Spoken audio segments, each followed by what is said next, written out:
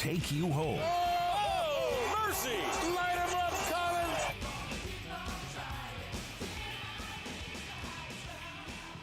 Wow, breaking news. I guess for the second time this week, another big coach firing. A little after Black Monday, where all the coaches get let go. Took a couple days. How about this? Mike McDaniel, head coach of the Miami Dolphins. Goodbye. Adam Schefter reported this morning that the Dolphins fired head coach Mike McDaniel. Dolphins owner Stephen Ross, who probably is down the street, planning the next skyscraper to be built on Rosemary. Overseeing. Met with McDaniel this week to discuss the season. After that meeting and a bit of reflection, Ross decided to move on. So now the Dolphins enter into the sweepstakes of need a new head coach. What are we at? 8 teams? 8? Too many. I think it was 7 last year. Too many. 8 teams will now need a new head coach going into the 2026 season. Let's not get it twisted. This was the right move. You weren't bringing back Mike McDaniel. Me and you were on the same page. You were not bringing him back. We talked so much if McDaniel should be returning. Remember, the Dolphins won, 4 or 5 games in a row. Everyone's like, we know Stephen Ross. We know he's going to come back. I give Ross credit. They met, didn't necessarily, and it sounded like to me, he didn't like what he heard, and he got, and they moved on. This is the right move. You got rid of the GM. Now you get rid of the coach. Now you could start fresh. And it seems like that they're going to be moving for a GM sooner rather than later. Yeah, it does seem like that. Another report came out today that Ross is going to have decided the new general manager within a matter of days, I guess. Went after a couple different directions. Lions ops, they went after the Niners guys. So all the good run organizations, they're sort of dipping their toes into. But so you're on the same page that Mike McDaniel, year 5, after the first 2 seasons where they saw a ton of success, sort of middling, Yep. didn't really sort of get out of his own way. Tua's experiment didn't work. They're stuck with Tua because of the contract, but this is the right move in hindsight. Right move. What, you're going to go 7-8 wins again next year? Like, McDaniel would have probably been able to do that. I think something I disagree with people, what I'm seeing today about the Dolphins, is that the roster is a nightmare. The roster isn't a nightmare. The quarterback situation is a nightmare. The quarterback making all that money and being a backup quarterback to Quinn Ewers for the final couple games of the season. But the Dolphin job, listen, not that bad, man. There are worse jobs out there. There are worse places out there than the Dolphin job. The problem is the Tua situation is just such a blemish on the blank canvas. You know what I mean? It's such a red spot. I just, do you eat the contract? Do you cut him? Do you try to trade him? If you trade him, you're going to get pennies on the dollar. That's what the next GM and the next head coach has to figure out. Are you going to keep this guy on the roster? You going to eat the dead money, or are you going to try to trade him? That's probably why I personally don't think they're going to get a big-time coach like John Harbaugh, because I don't think he wants to deal with something like that. I think there are better situations in other places with teams who need coaches, a la, even the Giants. I know the New York media stinks, but like that Giants situation with the young defensive line and the young quarterbacks better, in my opinion, than the Dolphins situation. But I think there are worse teams out there, and there are worse places that are open than Do you find Miami. the timing peculiar? Thursday, yeah, 3 absolutely. days They're later. trying to go for Harbaugh. They're trying to go for Harbaugh. Absolutely. So you think That's it. Harbaugh does not step away with the Ravens, get fired from the Ravens. They don't fire Mike McDaniel. You're under that impression. I am. I know I'm contradicting myself a bit because I just said Ross met with them, probably didn't like what he heard. Right, it sounds like, they're trying to him. play a little defense here because I don't think, whether it's true or not, Adam Schefter did come out and said these meetings and decisions have sort of been made without the implication of whether John Harbaugh could potentially be the next coach. It was not a panic move in that regard. John Harbaugh did say yesterday in his agent that they will not be taking interviews until next week, which is the smart move if you're trying to keep your leverage. What Jeff Darlington said also is that the Dolphins have not been in touch with John Harbaugh or anybody in his camp. People close to the decision are adamant that the decision to move away from McDaniel was independent of Harbaugh's availability. Mm-hmm. So if you want to believe that, okay. There is no convincing me that John Harbaugh is not Jeff Darlington put that as the elephant in the room. I would say the other elephant in the room is they're all thinking about John Harbaugh. They're going to go all in for him, and I think they should. It's going to come down to if Harbaugh wants to go there. If I were the Dolphins, and you might disagree with me on this, the next move here would to get rid of Tua either by eating, and listen, it's a lot of dead money. You're not going to have a lot of money for free agents and improving the roster, but I would try to move on from Tua. Yeah, I would. The That thing because is, it's not truly, the most pressing thing in the world. You just got to eat it but for what a year. you get your GM and then you get rid of Tua, because once you get rid of Tua, that old guard, that old regime of the Dolphins of the last 4 or 5 years who are ultimately underperforming, you move on from that. And then you're able to figure out life after Tua. This league is about head coach and quarterback, man. It's so cut and dry. I like what you say when it's 70% coaching. I tend to agree on that. But if the Dolphins truly want to move on, I think they got to get rid of Tua as well. But my best guess is the Dolphins try to go all in on Harbaugh. They ultimately swing and miss, and they're probably going to have to go with their second or third guy. Listen, Colin, everyone's in my opinion, these coaches that are on the market. Out of the 7 available outside of the Ravens. Rather, let me rephrase. The teams that are on the market for head coaches outside of the Ravens, John Harbaugh is their number one person. That's not just the Dolphins. I think that's every single other team not named the Baltimore Ravens. The one question I have is, why are the Dolphins so eager to get a general manager in there when, there are options to go get people to hire for you? You could go hire Tannenbaum. You could go hire the 33rd team. You could go hire advisors. Troy Aikman, somebody who's involved, either some connection to the organization to help you spearhead the search. Why are you trying to tie yourself up with a general manager before you find the coach? If you're going to go after somebody like Harbaugh, you need to go at him with a complete blank slate. The only way, in my opinion, the Dolphins' only bargaining chip in this situation is not roster, is not ability, it's not division. It is, we can give you the keys to the castle in the garage. Right. We could give you president of the team. You could run the roster. You could organize your general manager. You could be the king of the castle for the Miami Dolphins for as long as you want and have every resource available to you. And it's a desirable location for a franchise that really needs to get back above water. That's your bargaining chip. I don't know why you tie yourself to a general manager when you have no idea what Harbaugh is thinking. Wouldn't you wait a week just to see, unless you're so hell-bent on getting a specific guy as general manager in there, why wouldn't you wait a week, enter yourself into the sweepstakes of Harbaugh, and at least interview him next week and then go from there? That would be my, I guess, understanding of the best move. Next best move. There are rumors that Harbaugh's, quote, guy, apparently, like, that would be a GM with him or whatever. He works for the Chargers right now with his brother. I saw a rumbling that the Dolphins might go after him to kind of persuade Harbaugh to come. And, listen, if Harbaugh, there's about 2 places, I think, right now, Colin, where he could truly call the shots. That would be the Dolphins, and that would be Cleveland. Or the Giants, too. The Giants, too. But you got Sheen there. Yeah, I'm under the impression that they would get rid of him? Yeah. Now, if he wanted that. I say Cleveland, but Jimmy would do the same. Jimmy Haslam, by the way, owner of the Browns. He would do the same thing with Andrew Berry. Tell him to kick rocks or give him a new title. He would. Okay, yeah. In my opinion, they'd give him a new title. But I like what you said, too, about outside help. Forgive me for thinking, and listen, I know Mr. Ross is a brilliant businessman. He's one of the most. He wants to build stuff down here? Exactly. He's one of the most successful people on the planet. I understand that. But in my personal opinion, he struggles at football decisions. We saw with the whole Brian Flores fiasco, the Chris Greer thing blew up in his face. Listen, Miami Mike was good for a couple of years, but it became stale.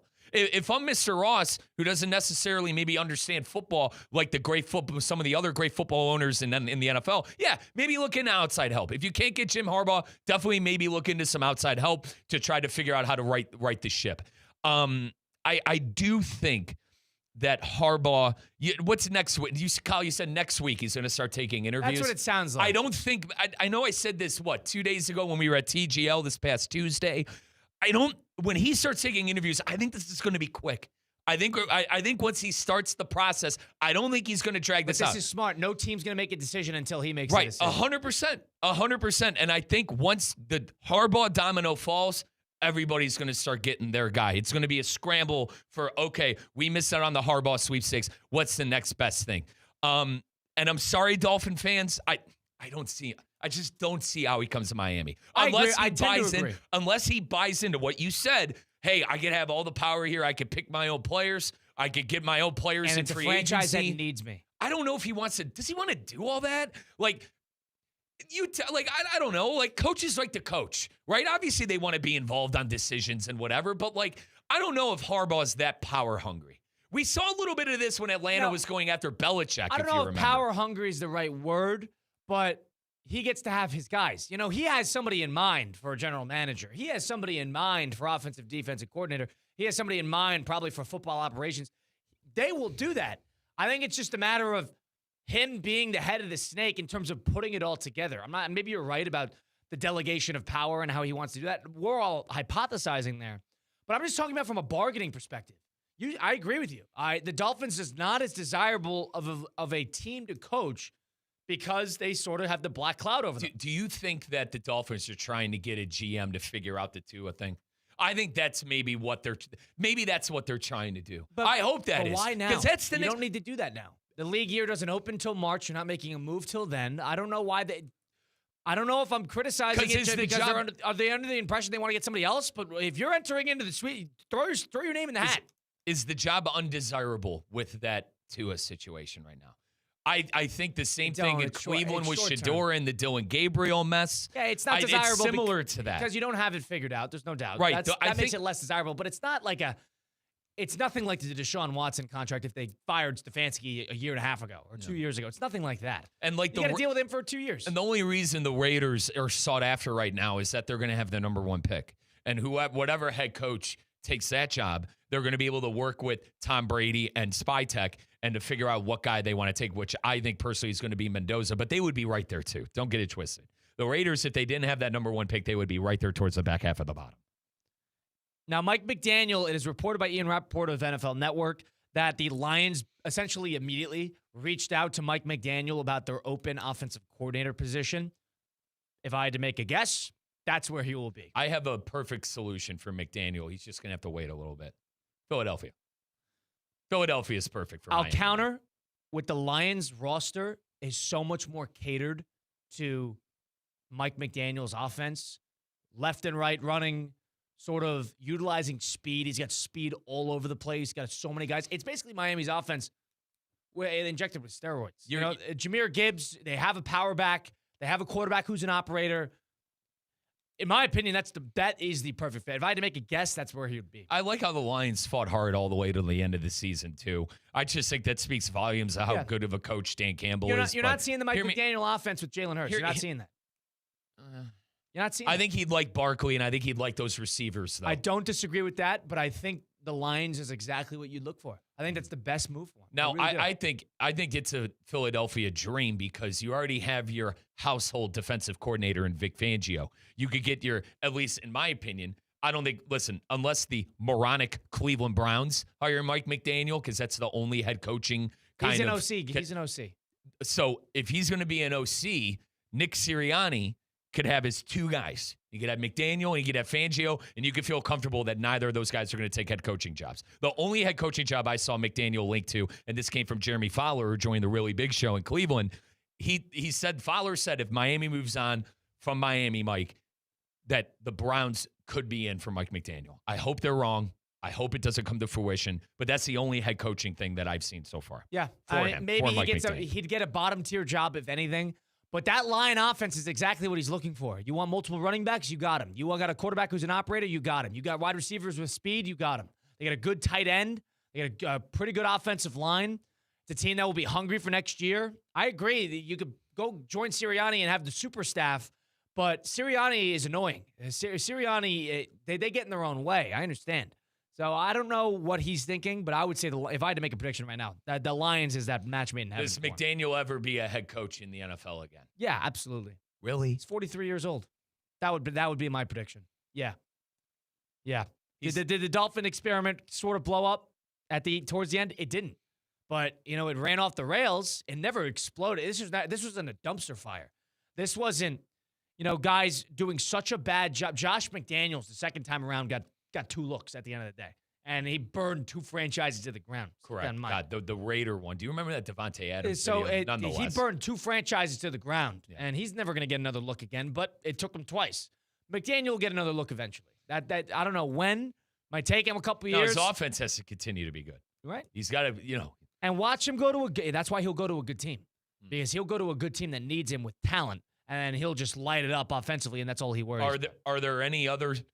In your mind, do you see any other surprise attack firings in the NFL? The couple of teams that are still in the playoffs that you possibly could think of, the Bills? And Green Bay. I asked, what did I ask you 2 days ago? Is there fire to Green Bay? I mean, usually where there's smoke, there's fire. Where is this Green Bay stuff coming from? LaFleur does not have a contract extension yet. Next year's the last year of his contract, and he really wants one. And the Packers are playing hardball. The Packers are not willing to give top of the league money to a head coach. I think LaFleur's looking for that. Is this year a fair assessment if he loses first round? I don't think it is. The team had incredibly bad luck with injuries with Jacobs, Parsons, and even Jordan Love for a little bit. You're not totally wrong, but they're on a 4-game losing streak. Is it Harbaugh-esque? Is it Harbaugh-esque? You got to win this game or you're gone. I wouldn't say that. Okay. I wouldn't say that because I don't know what the Packers are thinking. They get a new CEO in there. Mark Murphy retired.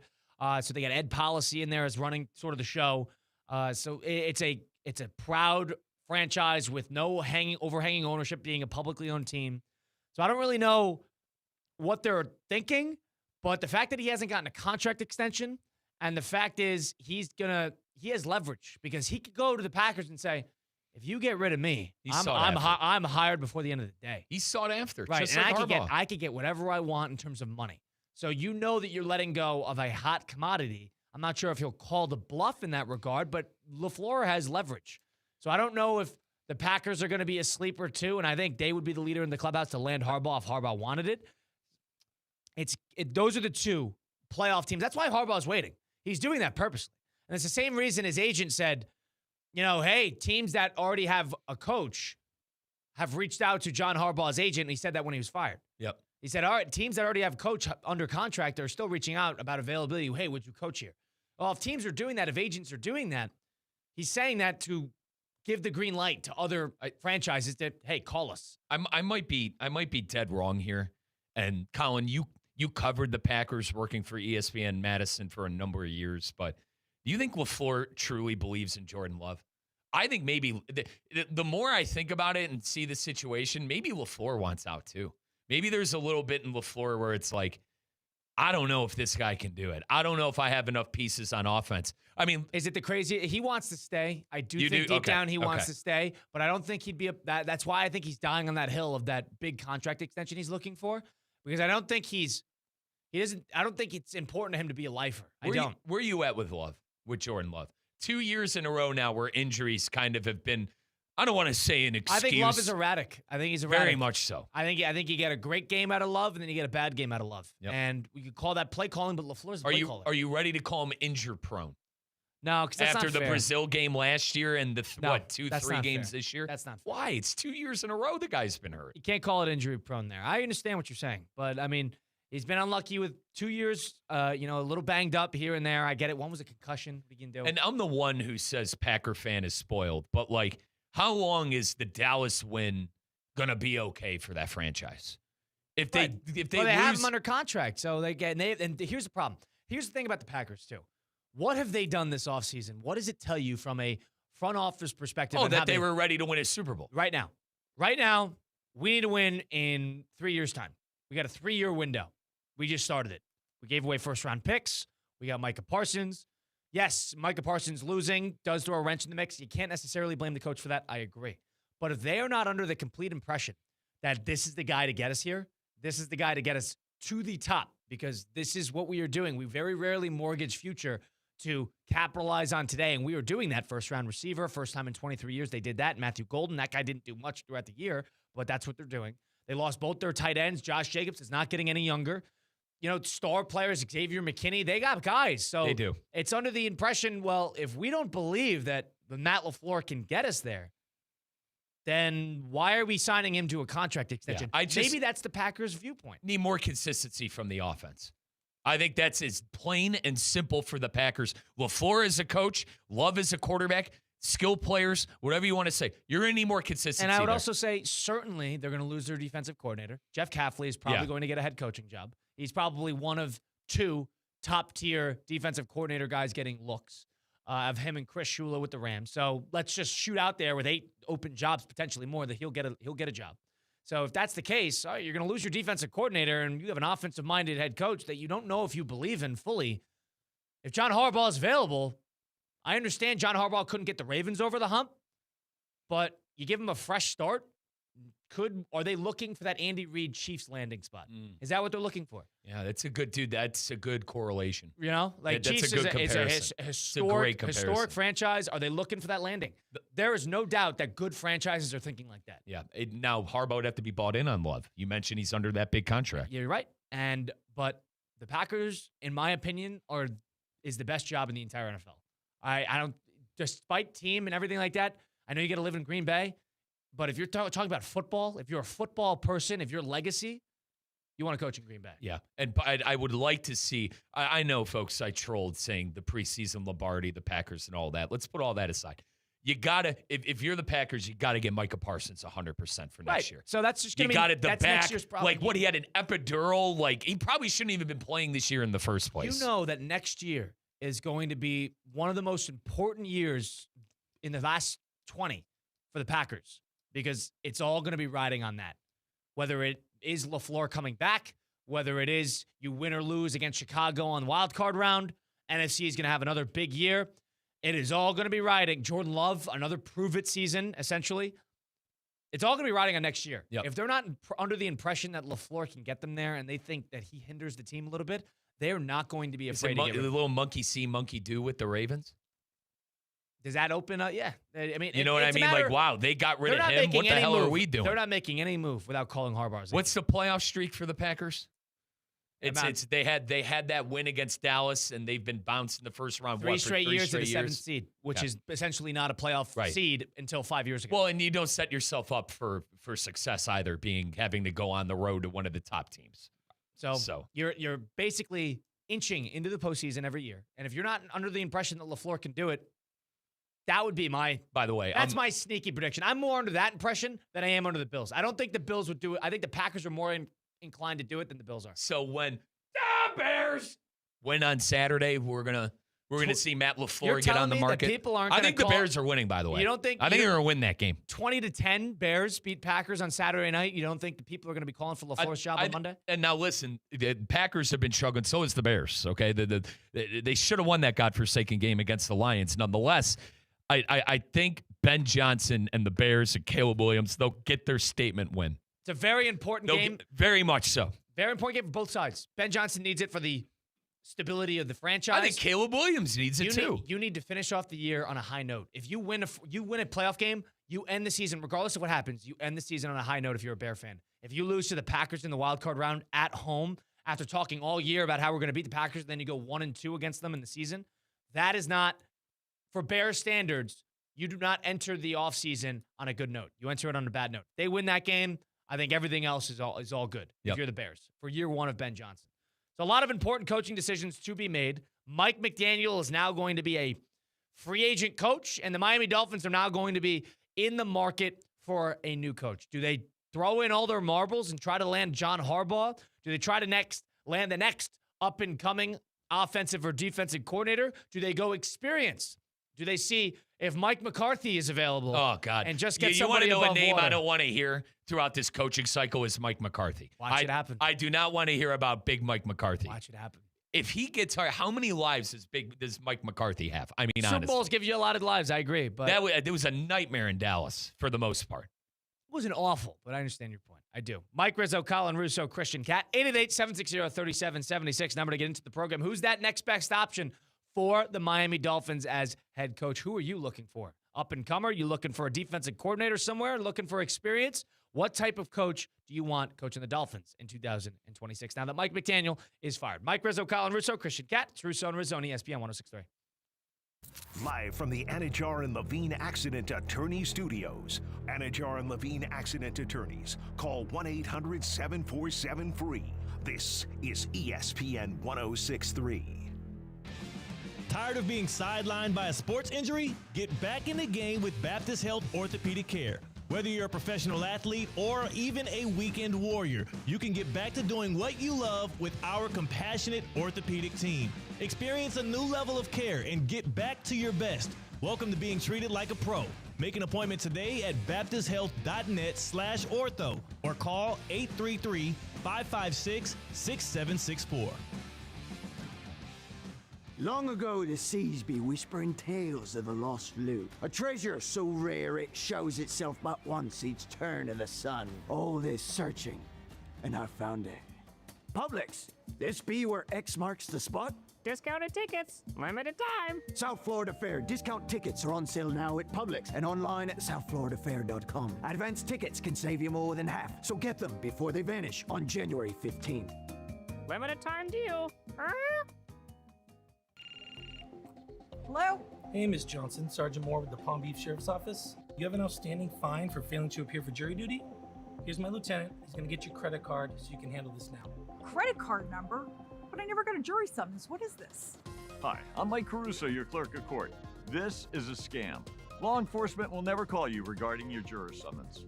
That's right. If there's a warrant for your arrest, we're not going to call you. We're going to show up and arrest you. Don't get scammed.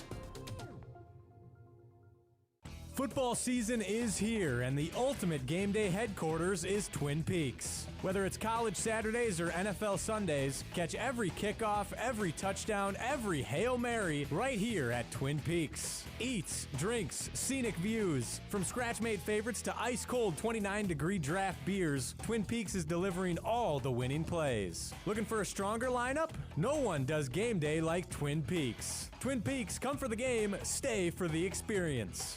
Hey guys, Mike Rizzo here. I know you're moving soon.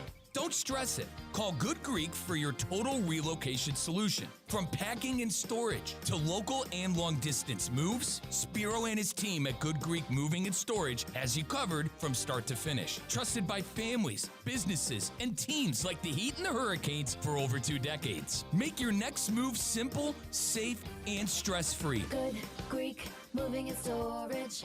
Your superhero movers. Hey, Colin, man. Good people. It's Theo Dorsey. Let's kick off the new year with a home upgrade that's a win for you and the environment. A Culligan high-efficiency water softener helps you use less soap, less detergent, and fewer chemicals. Talk about a game-winning play. Try Culligan today for 12 months interest-free. Visit Culligan.com for more information and to schedule your free water test. Or just say, Hey, Colin. And Anajar and Levine, and take that one phone call. Take back control of your life. Don't wait. Call with a free consultation today. Call 1-800-747-FREE. That's 1-800-747-3733. Take back control now with Anajar and Levine. You got Colin Russo, Mike Rizzo, and Christian Catt. It's Russo and Rizzo and ESPN 106.3. 888-760-3776. Who do you want the Miami Dolphins to go get after the dismissal of Mike McDaniel as head coach? Are you in on Harbaugh? Do you want sort of a sleeper pick? Who do you want the Miami Dolphins to go get? 888-760-3776. Post Mike McDaniel. Let's go to the phone lines. We got Mikey T joining us now. Mikey T in Peoria. What's going on, Mikey? Oh, hey, Colin. Great to hear your show again. Rizzo, how you doing, buddy? I'm good, partner. I'm hanging in there. You know, an unfortunate loss recently, but listen, apparently you could shed some light on the Miami Dolphins situation. Is that correct? Well, I had told the Christian, the call screener, CCAT. Okay, I'm sorry, Christian. My first inclination was to say Harbaugh, but the more I think about it, I think I might give Joe Brady a chance if he's willing to come to Miami as head coach. I like that. You want to get the new up-and-coming offensive coordinator again? Okay, I understand. That won't be bad. I do. Now, I Mike. do, and I also want to agree. Go ahead. No, you're good, brother. Go ahead. I wanted to agree with Colin, and I think that Detroit is the best fit for Mike McDaniel. I agree with that, yeah. Mike McDaniel, with that offense, they have so much speed. Yep. So on top of that, that's perfect fit. Now, Mikey, what about you got a game coming up. What about the Bears? Quickly here, partner. You excited for the Bears? You got to do what playoff teams have to do to win. You have to win the turnover differential. You have to win the time of possession, control the ball, and you have to take advantage of the home field. And I think the Bears are capable of doing that. Caleb is due for his serious breakout game. I look forward to it. Rizzo, we've got 2 things in common. Number 1, we both are picking the Bears. And number 2, our college team both lost to Miami this year. Mikey, I love listening to you guys, Rizzo. We miss you so much, but I know where to find you, so I'm happy. Thanks, Mike T. Listen, Mikey T, give Jimmy my best, give Hap my best, and we love you here. All right, partner? We'll talk to you soon. That was Mikey T joined the program out of Peoria. And he knew he wanted to talk. You know how bad he wanted to talk Buckeyes with me. He knew that I was hurting. He knew that. No one's thinking about Ohio State. There you go. No one cares. Now, Christian, if we can, let's get into our top 10 teams that Colin and I think have the best chance of winning a Super Bowl, presented by Good Greek Moving and Storage. Who's moving up? Eagles still best team in the NFL. You know that they're not distracted. Who's moving down? I'm down on the Packers. This is going to be a major problem. We'll see. It's time for the Russo and Rizzo NFL Power Rankings. Presented by Good Greek Moving and Storage. Your superhero movers. All right, folks, first off, if you got to move, this is what I want you to do. You're going to go to GreekMoving.com. That's GreekMoving.com, because you're going to be able to do a free estimate. If you go to their website at GreekMoving.com, you could get a free estimate on their website. You could also call 866-738-3198. You could also text for a quote. There are plenty of ways to see how Good Greek can help you move. And if you are moving, we don't want you to stress it, because from relocating your business, relocating your home, Spiro and his team have you covered. They're trusted by those Hurricanes who are playing tonight. A chance to go to the national championship. The Miami Hurricanes trust Good Greek. The Miami Heat trust Good Greek for over 2 decades. Make your next move safe and simple, stress-free with the world's only total relocation company. That is GreekMoving.com, GreekMoving.com for your free estimate. All right, so we got 14 teams in the postseason. We're going to do our top 10 most dangerous, 1 through 10. We got a 4 that we got to disclude from this situation. Correct. So 4 current playoff teams that we think are the least likely, least dangerous in the NFL playoffs. Yep, and these 4 teams did not make it in our top 10 presented by Good Greek Moving and Storage. That is the Panthers, the Steelers, the Chargers, and the Packers. I reluctantly kind of not have the Steelers on. I think the Steelers are going to win on Monday. I apologize to Kate Chumslin of ESPN 106.3, but I do think the Steelers somehow, some way win that game. But I do not believe they can win a Super Bowl. So that's why I ultimately agreed that they are one of the teams out. Spiro, I am sorry. I know you were a diehard Steeler fan. They are not one of the top 10 teams presented by Good Greek Moving and Storage. Once again, the Panthers, the Steelers, the Chargers, and the Packers. All right, Kyle, it is time, though, to get into our top 10. Number 10. Couple directions you could go here. Let's make one thing clear. The AFC is the wide open conference. So therefore, you're probably going to see a lot more AFC teams towards the bottom of this list comparatively to the NFC. Are we agreeing on that? Yeah, I think the Texans check in here. I think this is where you put Houston. I got one, and you're not going to like it. Chicago. I think they win. I think they win and then have a chance against the Eagles. They've already beaten the Eagles. Here's the thing about the Bears. They can't rush the passer. That's the one thing I don't like. They don't. The defense is not good. Colin, call a jack of spades a jack of spades. They don't have a defense, brother. They don't have a defense. And the defensive line, that's why Brock Purdy played so well against them on that Sunday Night Football game, because he had all day. All right. I understand Texans here. I hate that offense, so I actually listen to you and give you the Texans at 10. That's but fine. I think the Texans have the best unit out of both those teams. All right. Out of anything. Reluctantly, Number 10. we'll put the Chicago Bears here, even though I think they could win a game. All right, 9. Okay, you can maybe think about the Niners. I would say maybe think about this is where you put in Houston. Texans. Do you agree with that? Yeah, it's either I would have no problem with either the Texans or the Niners. I know that I'm not. Listen, the Niners won 12 games. All right, Kyle Shanahan, what a coaching. First off, what a coaching job by Kyle Shanahan this year with all the things that happened. No doubt. But let's put San Francisco here at number 9. No, Texans at number 9. Okay, you want to put the Niners below? You want to put the Texans? You want to put the Texans at number 10. Now you want to put them at 8? You kind of convinced me with the best unit. Is that fair? I hear that, and I think you kind of convinced me with the best unit. Now, I was ready to put them at 10. I understand that. But I went into this thinking Chicago would either be 7 or 8. So things change.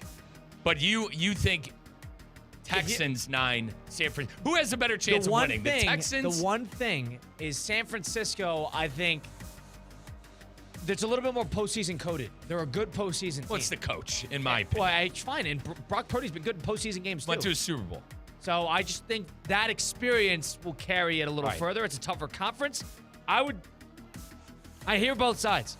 I'm surprised you're up on the Texans because I just don't trust that offense. Now, the Niners don't have much of a defense, but if all of a sudden, if they can win a game or two, and then all of a sudden Fred Warner's coming back, things become a little bit more dangerous. I would go Texans here, but I understand the other way. Our next two are taken care of. So number 9. Number 9. We'll go Texans. And personally, Number at number 8. 8, this has to be San Francisco then. I think I would rate the Rams higher. I would rate the Eagles higher. We already have the Bears and Packers out of it. I would rate Seattle higher. I would rate the Jags higher. I would rate the Bills higher. I would rate the Patriots higher. And I would rate the Broncos higher. That's why I think San Francisco checks in at 8. I think the only argument here that we could have would be the Eagles. Just because of... And the Eagles are favored by 4.5 points. I would go Niners here, too. I have no problem with that. I'd maybe make an argument for an AFC team, but I'm okay with that. Number 7. This is where things get dicey. I'm on New England. The 2 seed. I think they win that game against the Chargers, too. That's fine. They're going to have home field against either the Bills or the Jags. You sold on New England winning big games? I'm not. Consecutively? I'm not. They're too young. They haven't been there yet. They don't have a lot of playoff experience. But would you trust them more than you trust Denver? Here's my problem. I like the Bill, and listen, brother, I hope things go your way on Sunday. I think the Bills are higher than the With that said, though, Patriots hear my reasoning on this. I think the Bills beat the Patriots in that round. If they were to get there. I think it's either the Pats. I think it's either the Pats, the Eagles, or one of the two with the Jags and the Bills. With that, let's go with New England at number 7. Yeah, I like New England. We'll go New England at 7. Not a problem. I like the Patriots there. Top 10 most dangerous playoff teams. Number 7. Yep. New England Patriots. And presented by Good Greek Moving and Storage. All right, 6, Kyle. You go Eagles. You go Bills. So we have the Seahawks, Rams, Eagles, Jags, Bills, Broncos. Now this is where you get creative. It is. Now, personally, I think whoever wins that Jags and Bills game has a ticket to the Super Bowl. That's where I'm at. I need those two teams high. All right. So I like the Rams. You want to put an NFC team. I picked the Rams to win the Super Bowl. Okay? That's my pick. I think this is the Eagles. I think this is the Eagles checking in at number 6. I think too many questions on offense. I would leave Buffalo here, but I understand your point. They haven't been able to run the ball consistently all year long, which is crazy. I think the Eagles check in at number 6. It's hard to put the defending champ at 6 with a lot of returning players, but I do understand. I would put the Bills there, but I'll give you that one. I have no problem with that. Now let's move on to number 5. Number 5. All right, Kyle. Is this where the Bills check in? If you just told me that the Bills and the Jags are the winner of that game will have major Super Bowl implications, I think it goes to Super Bowl. Then why isn't Denver here? The home field is good for Denver. I'm trying to look at this objectively. In my personal opinion, I think one of those two teams are going to the Super Bowl. Absolutely no problem. I would have been fine putting Denver at 6. Wow. I have no problem putting the 1 seed in the AFC. Their shtick of letting teams hang around at home and using black magic to win. Trey Lance did it. Geez. Yeah. It's just not. I don't think it's. They're a good team, a good defense. I'm not overly afraid of them. How crazy is it that the Jags and the Bills, a team that is going to be out on Sunday, later on in the afternoon, is going to be in the more top dangerous than our eyes. the I have Broncos. no problem putting Denver here. Okay. I have absolutely Number no problem 5. with that. Would you agree? I mean, just because of the inconsistencies on offense and them playing from behind, what seems like remember the Giant game? Jackson Dart basically winning the game, and then you go down the list. The Commander game. I mean, the Charger game. It just happened time and time again. The Chief game. They win ugly. Yeah. I trust the Chiefs to get through the postseason after doing that for a whole season. I don't know if I trust the Broncos to do that, with home field or without. You might not like the next one. Number 4. Once again, this is our top 10 power rankings. Teams that have the best chance of winning the Super Bowl, presented by Good Greek Moving and Storage. Go to GreekMoving.com. I think the Jags check in here. I don't think so. I think the Jaguars are the most dangerous AFC team. You put the Bills here. Why? I think that because because of Josh Allen and Josh Allen only. Only team. Listen, the defense is a mess, but it's the only team that is. I mean, let's hear me out on this. The Texans beat who last year? The Chargers, because Herbert threw 15 interceptions. Correct. Okay. And the Bills beat the Steelers Broncos last year. Bear with me. The Steelers haven't won a playoff game in 10 years. When's the last time the Jags won a playoff game? 2022. When the Silver Fox Doug Peterson and Trevor Lawrence came back from a 3-touchdown deficit. Lawrence was there. Nobody else was there. The Patriots haven't won a game since Tom Brady was the quarterback. The Chargers have cheater. If this is your argument, then why are the Eagles at 6? Why are the Eagles at 6? They don't pass the eye test. Oh, they don't pass the eye test now. Why the are reason, the Eagles at 6? Hey, hang on. Hey, we're talking about previous success. Reason the Bills. Why are the Eagles at 6? The reason the Bills pass the eye test is because of the quarterback. Because of Josh Allen. It's Josh Allen, baby. I know people are sick of Josh Allen. Fine. You got to give me this, dude. I'm not. Why would I gotta give me this, dude? Why would I got to give you this? For what reason do I have to give you this? Christian, I'm not giving you this one. I need Christian. I'm not giving you this fine, one. because I'm not budging. I need Christian Cat to be the third voice here. Christian, should number 4 be the Buffalo Bills? Most dangerous playoff teams. The teams we have remaining are the Rams, Seahawks, Bills, and Jags. Or the We're trying to figure Jacksonville out number 4. Jaguars? Who's more dangerous? That's key in the word. Dangerous implies the element of surprise. I think it's Josh Allen. Nobody is going to be caught by surprise at the Buffalo Bills. Everybody will be caught by surprise by the Jacksonville Jaguars. Thanks, Christian. I once again lose on this show. Number 4. And number 4 will be the Buffalo Bills. Because you can't sit here and hold my hand and walk me through playoff experience, but check in the Eagles at an easy number 6. Well, they got a lot of problems. They're throwing eggs. No doubt. Colin, they're throwing eggs at the coordinator's house. house. You think the Bills are sunshine and rainbows? That's not. They got their own fair share of problems. All right, hang on. They got the quarterback. They got the most important thing figured out. I don't know. I lost. It's okay. I conceded defeat. You got the Bills at 4. Jaguars at 3. Okay. That was me. Just number making 3. Sure. No problem there. Jaguars at 3. I don't want to give them top 2. Now, I think the Rams are winning the Super Bowl, but I could number 2 live with them being at number 2 just because I'm okay with. Hold on. If you want to put Seattle, I'm okay with that. Dude, I don't trust Darnold. I cannot believe people are picking Seattle to win the Super Bowl. I think there's a chance Seattle might not even win a game. Let's play this out. Actually, no, I have it. The Rams beating them into their first game. The Rams have outplayed Seattle in the 8 quarters they played this year. They've outplayed them for 6.5 to 7, right? And outside of the OT in the 4th quarter, that is really where the Seattle was able to keep pace. That was a 30-14 game. Keep that in mind. So they outplayed them thoroughly through that Thursday Night Football game a couple weeks ago. I think Seattle checks in at 2. The only reason they got a great defense. It's the only team without a major flaw. I don't like how they end. I'll say this: the Rams are going to be my Super Bowl champ because of the experience of the coach, the experience of the quarterback. Not playing well right now. They're not, and that's what I was going to bring up. I mean, the loss to Seattle, fine. It was a hell of a game. To Atlanta. That's what I mean. With everybody, Stafford threw 3 picks in that game, and then the Cardinal game. I mean, geez, I don't want to say who cares, but 4 touchdowns for Stafford. A lot of them goal. It wasn't a get-right game. But Correct. You're just trusting their postseason experience. Correct. And I agree with that. I think Seattle checks in at number 2. Seattle's the only team in the entire postseason, I'd argue, doesn't have a major flaw. What happened the last time we saw Sam Darnold in a playoff game? That's fine. Yeah, I agree. Against the Rams, too. And then number 1. We have the LA Rams.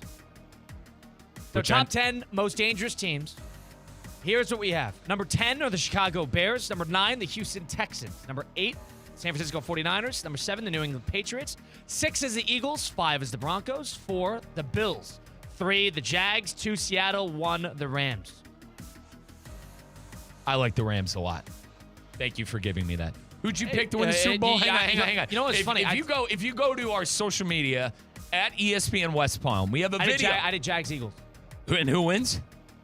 Who do you think's gonna win, Mike? What do you mean? No, I think the Texans are gonna win. What? Mike, Jacksonville's winning the Super Bowl on my ballot. Are you crazy? Yeah, I like the Bills actually. Come on. Jacksonville, baby. They're getting their first Super Bowl. It's funny. We're arguing Jags versus Bills at number 4, and you're like, you got to give me this. Why? Why do I got to give you that? Oh, God. We got Cat in Miami joining the program now? Cap. C-A-P. Cap in Miami. You join us now on Russo and Rizzo. Cap, welcome in. What do we got? Hey, Riz, or is it Russell? Which one are you? Me? This is Russo. And I'm Rizzo. What's up? Okay. So who's the one that's a Bills fan? I need to know that first and foremost. No one's a Bills fan on the show. Mike's a pseudo Bills fan this week. I'm a native from Cleveland, Ohio, and love the Browns, brother, sadly. But I think the Bills are going to go to the Super Bowl this year. My condolences, man. It's okay. Listen, bro, it's all good, Cap. What's going on? The reason I called in is because you guys have caught my attention, and that's very rare to do unless it's like a a squirrel or something, you know. But the thing that intrigued me was the LaFleur aspect of everything. Like, if you guys want to shoot down the Harbaugh thing, it is what it is. McDaniel isn't here, so any options open for interpretation. So just humor me for a minute. You're going to tell me that right now, with everything going on, that Harbaugh's going to have a week to think about it. You don't think, for the most part, and this is what I have to say about Stephen Ross right now, Stephen Ross has never been known to play it cool. You don't think Stephen Ross now playing it cool with a collective and pretty much a guy that's coming in as a consultant to keep him away from doing any harm to this team any further, you don't think that they would try to do right by the fan base now more than ever, knowing that we just cleaned house with a new start, with a new team, that Harbaugh would come in open-minded to taking over? You don't think that would be possible? Like, he doesn't have to worry about expectations now, because we would give him that leeway of patience. Now, Cap, let me throw one thing out there. It has been reported the Dolphins are going to figure out this general manager move here pretty quickly. Do you think that's problematic? Chad Alexander was added at the last second once we found out Harbaugh was let go. You don't think that's a coincidence, too? And let's say that's not a coincidence. And let's say they decide to go another route with the 49ers. That's great. But then you guys brought up LaFleur, too. And that tells me, you know, one connection adds to another connection. So my point being with this long-winded answer and response to you guys is that the Dolphins finally have a plan. And I was never known to say that. I was the main guy going against the grain with this front office. So the past 6 years, I know firsthand. This is why it baffles me that you guys are so, like, out of date with the Tua scenario. You really think Tua's coming back? No, Cap, did you not hear what I said? I said I think the next order of business is to get rid of him. Cap, what are you doing with him? What are you doing with him? Oh, okay. The next order of business, you got to get rid of him. What are you doing? You can't have him there anymore. Both of you. What are you doing? Tell me. You eat it. You're not dropping him. You eat it. If Deshaun Watson didn't get dropped, Tua's not getting dropped. What are you doing? You trading him for who? For what?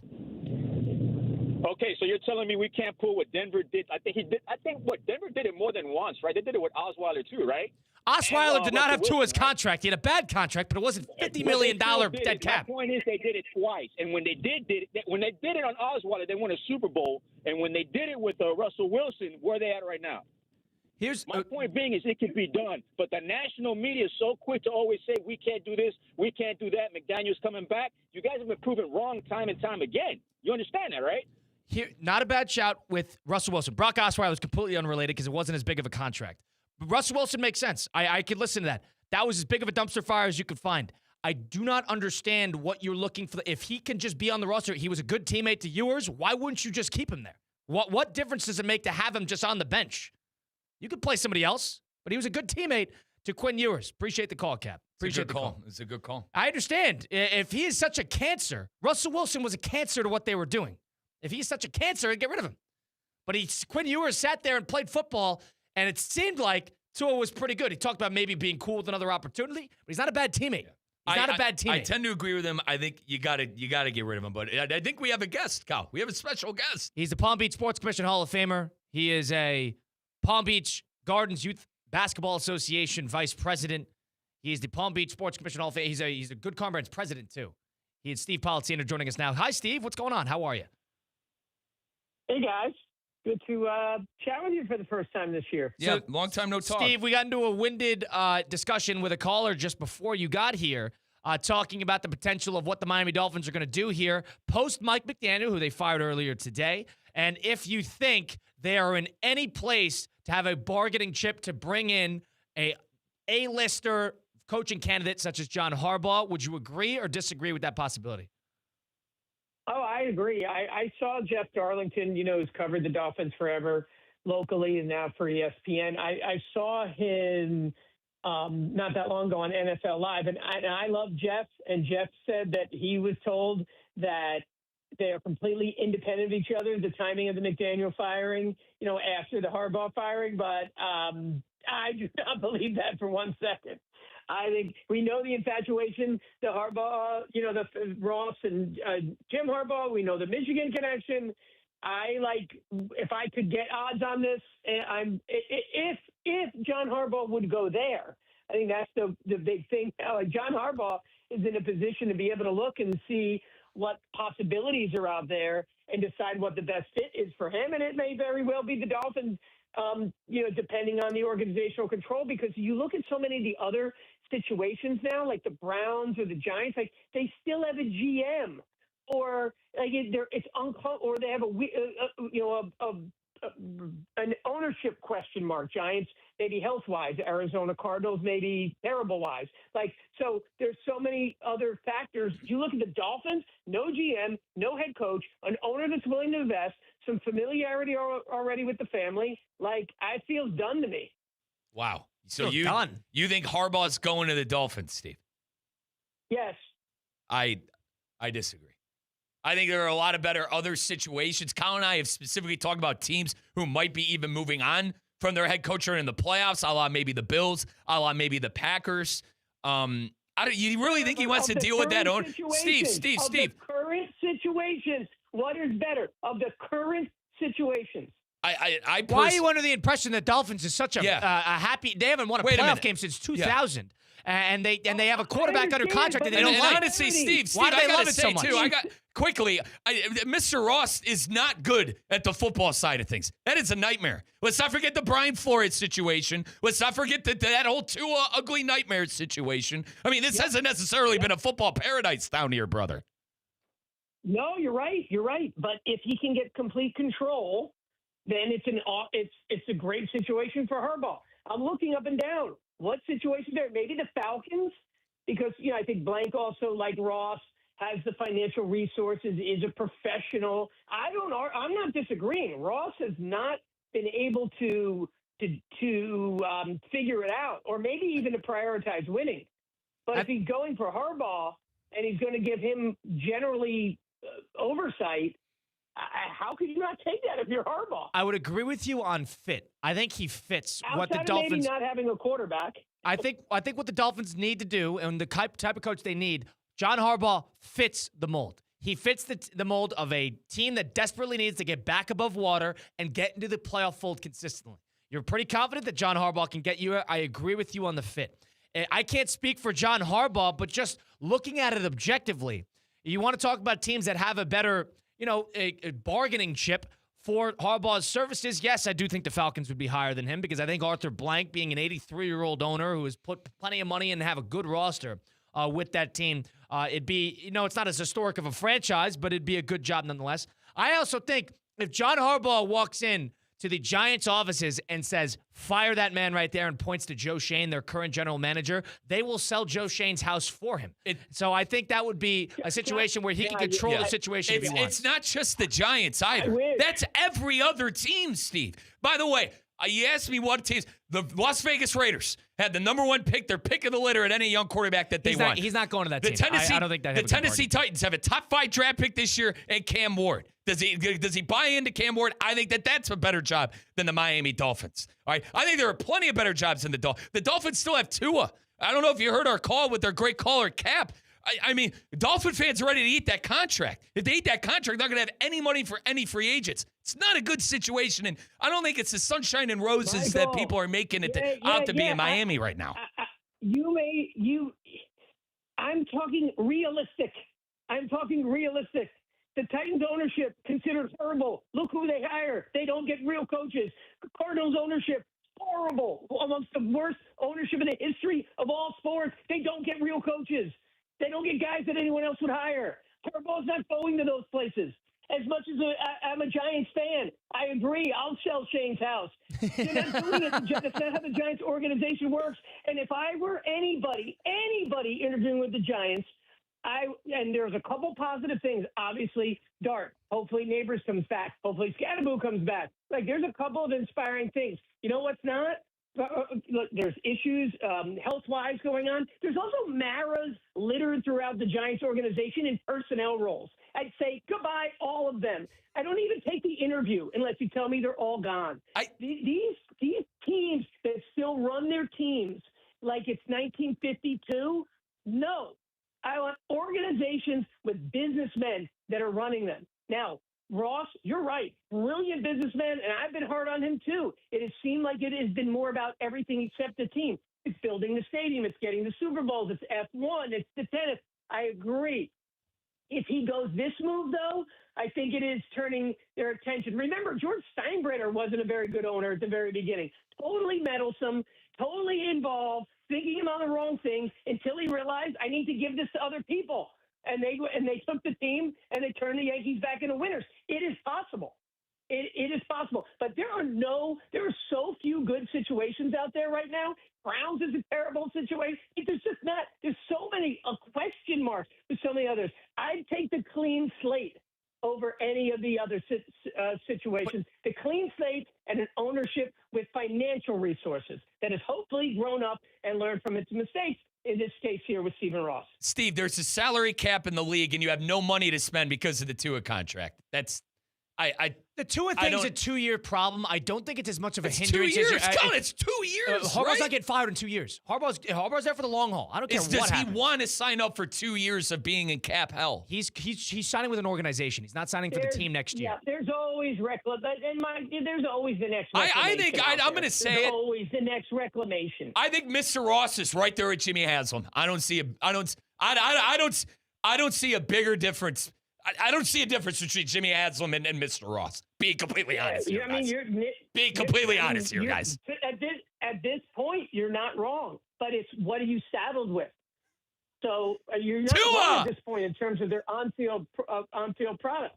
And what is your level of control? Steve, you're not getting that control at the Browns. The Browns still have their previous Please, GM. Andrew Berry's only there because they're trying to work on a stadium. Jimmy doesn't care about the team right now. Now, Steve, last question here. Would the Green Bay Packers and Buffalo Bills possibly move on barring a loss this weekend? That's why John Harbaugh's waiting to take those coach interviews, I assume, because of playoff contending teams. Are any of those two options, I'll throw those two out specifically, options for John Harbaugh in your eyes? I don't see it with the Packers, mostly because I think the Packers like to have the division of control. And I feel like Harbaugh at this point has earned he may not want it, but don't you think he's earned 18 years of Super Bowl and really just generally kind of first class, like the ability to say if he wants control? Absolutely. Don't you think he's earned I think he can walk into any franchise outside of the Cowboys. Never going to get that with the Packers, and that's not the way the Bills have ever worked. So we could say, sure, I don't see it. Now, are you under the complete impression that the Bills have a great general manager? The Packers have a great general manager. Maybe he has a good relationship with them behind closed doors. They're not getting rid of those guys. Maybe he doesn't need to hand select it. He just wants to run a team. You're also under the impression he wants absolute power here. Right. You're under the impression he wants absolute power. I'm not sure. I'm saying that if he wants it, obviously the Dolphins are the place for it. Steve, if not, then wait to. If he doesn't want that, then wait to see. And who has the best situation that's ready to win? And you're right. The Bills and the Packers would be better than every other one that's out there. If he doesn't want to be the GM, and he wanted to see how that plays out, sure. Yeah, you got Josh Allen. Steve, we're going to watch this unfold at Duffy's, aren't we? Huh? We are, because Duffy's is your football headquarters for the postseason. Full rosters of football features are here for a limited time. Of course, the barbecued pulled pork nachos. We know about those. The double smash burger. In fact, I actually had a double smash burger last week at Duffy's, and it was as good as advertised. And I'm not even sure I do it the proper justice. The wings tossed in the 17 different flavors. The 2-for-1 drinks all day. The game day buckets all postseason. Of course, watch your favorite team advance in the playoffs, like Colin's favorite team, the Jags. No one's talking about the Jags. No one does football season like Duffy's. Visit your local Duffy's Sports Grill. Duffy's, our game is always on. Thanks, Steve. We'll talk again next week, all right? Steve Politzino, the Good Karma Brand's president of Palm Beach Sports Commission Hall of Famer, vice president of youth basketball for the Palm Beach Gardens Youth Athletic Association. Mike Rizzo, Colin Russo, Christian Cat. We'll do a little 5-5 as we enter into the 5 p.m. hour of Russo and Rizzo on ESPN 106.3. Anajar and Levine. Call 1-800-747-FREE. That's 1-800-747-3733. ESPN 106.3. WESP Jupiter, a Good Karma Brands radio station. Kaiser University's flagship campus, the 100-acre residential campus at 2600 North Military Trail in West Palm Beach, extends Kaiser University's educational offerings to over 100 degrees within the heart of South Florida. Kaiser University also has an athletic program with 27 national championships, including their 3rd championship in women's soccer. Visit KUCHawks.com for the latest on the championship athletic programs at Kaiser University. Hi, I'm Michael Manzo, owner and founder of Manzo's Italian Deli, and Stop, Dad. After 20 years, people are tired of hearing your voice. Yeah, and your lame-ass commercials. Fresh prosciutto, mozzarella, outstanding. Oh, please. There's only one reason Manzo's is voted #1 deli in Palm Beach County for 20 years.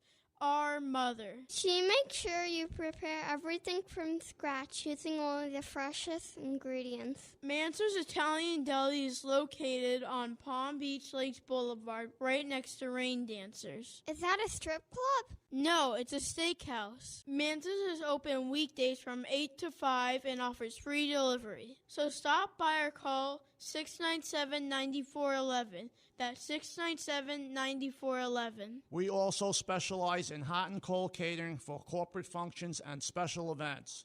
Just ask anyone who was at my last birthday party. Don't fumble your finances. Whether you're running a business or running plays, Jay Zolo and Associates keeps your books tight in your stressed life. With nearly 30 years of experience, Jay Zolo is your go-to coach for QuickBooks, offering expert consulting, one-on-one training, and full-service bookkeeping. Jay Zolo and Associates, simplifying your books so you can win on and off the field. Visit jzolo.com today. That's JZOLLO.com.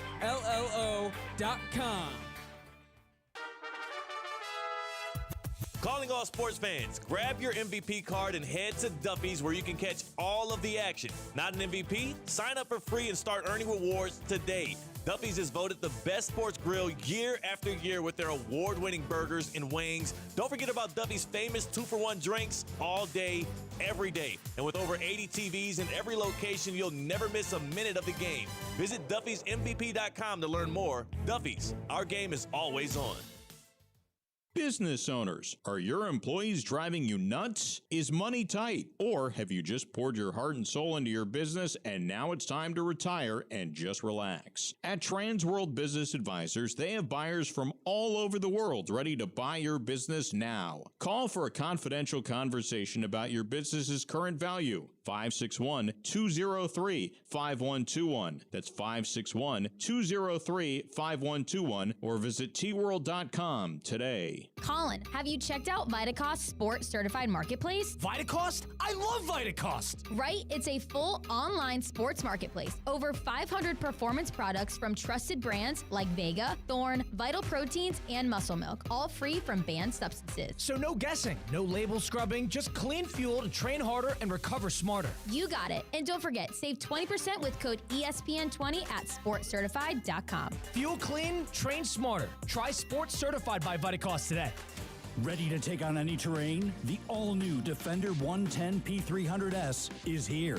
Built for those who crave adventure without compromising on luxury. Lease the powerful Defender 110 P300S for just $849 per month for 36 months. Whether you're tackling the toughest roads or cruising the city, the Defender is ready for it all. Don't wait. Visit Land Rover Palm Beach today and experience the Defender like never before. Terms and conditions apply. See dealer for details.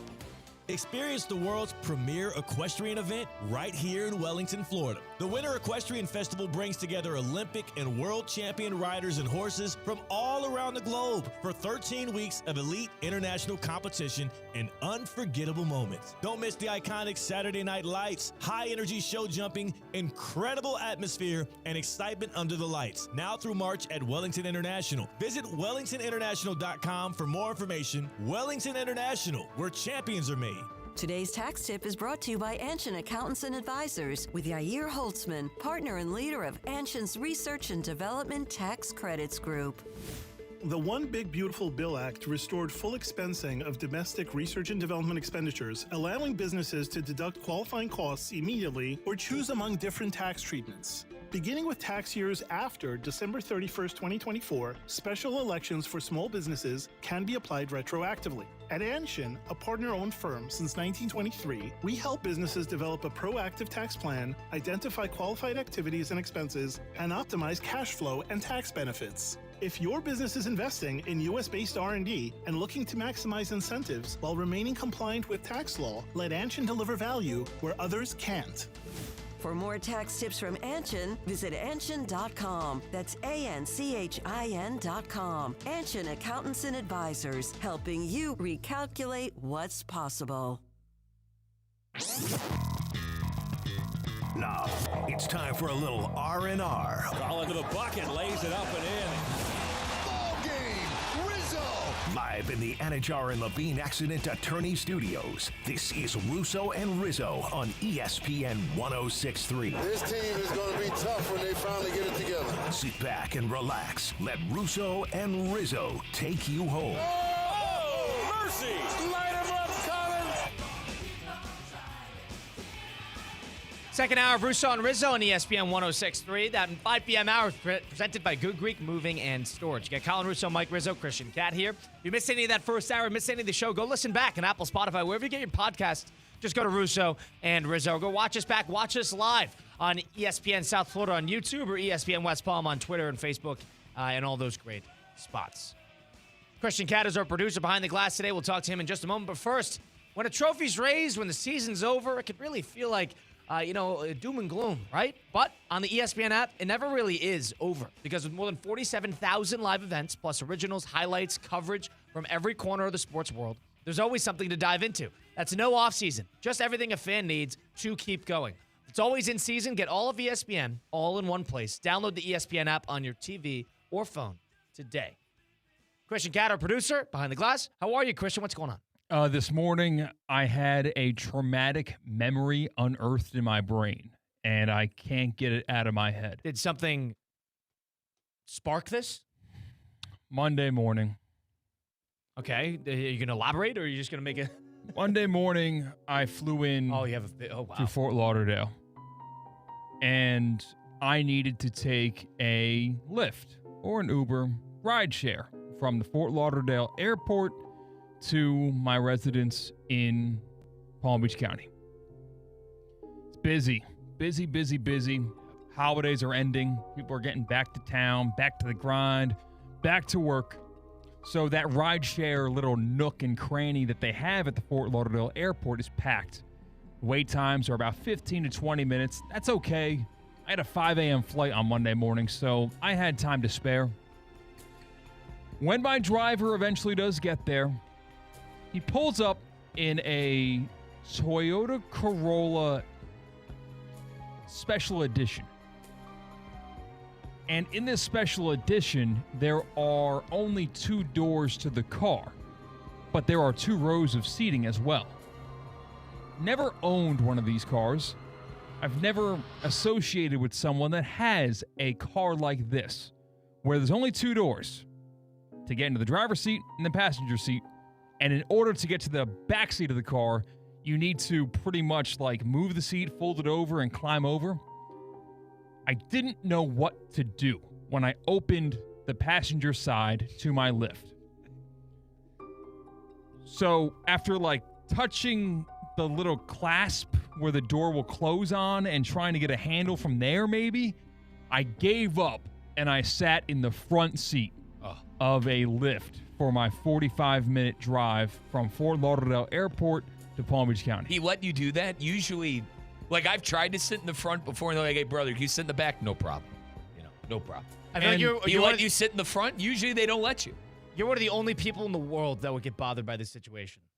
It was awful because I sit in that seat, and like about 30 minutes down the road, I remembered how to exactly maneuver the seat to sit in the back. You were thinking about this for 30 minutes? I was thinking about this for 4 days. It's Thursday, and I'm still thinking about this on By the way, was that the Severance music? Yes, it was. I need to get caught up. I need about 6 months late, yeah. And I remember that you pull the recline function on your right hand on the passenger seat, and then fold the chair all the way down and then step over and you slide it forward. That's how I remembered, but I remembered about 45 minutes, 30 minutes too late. And the reason why it was so uncomfortable is because, first off, that guy did not anticipate anyone sitting in that chair. He had the seat rolled all the way forward to where my knees were touching my chest. So you didn't even adjust that? I eventually did. I reached down between my legs and pulled that lever to slide back. Now, this guy didn't attempt to help you in the back seat? Not at all.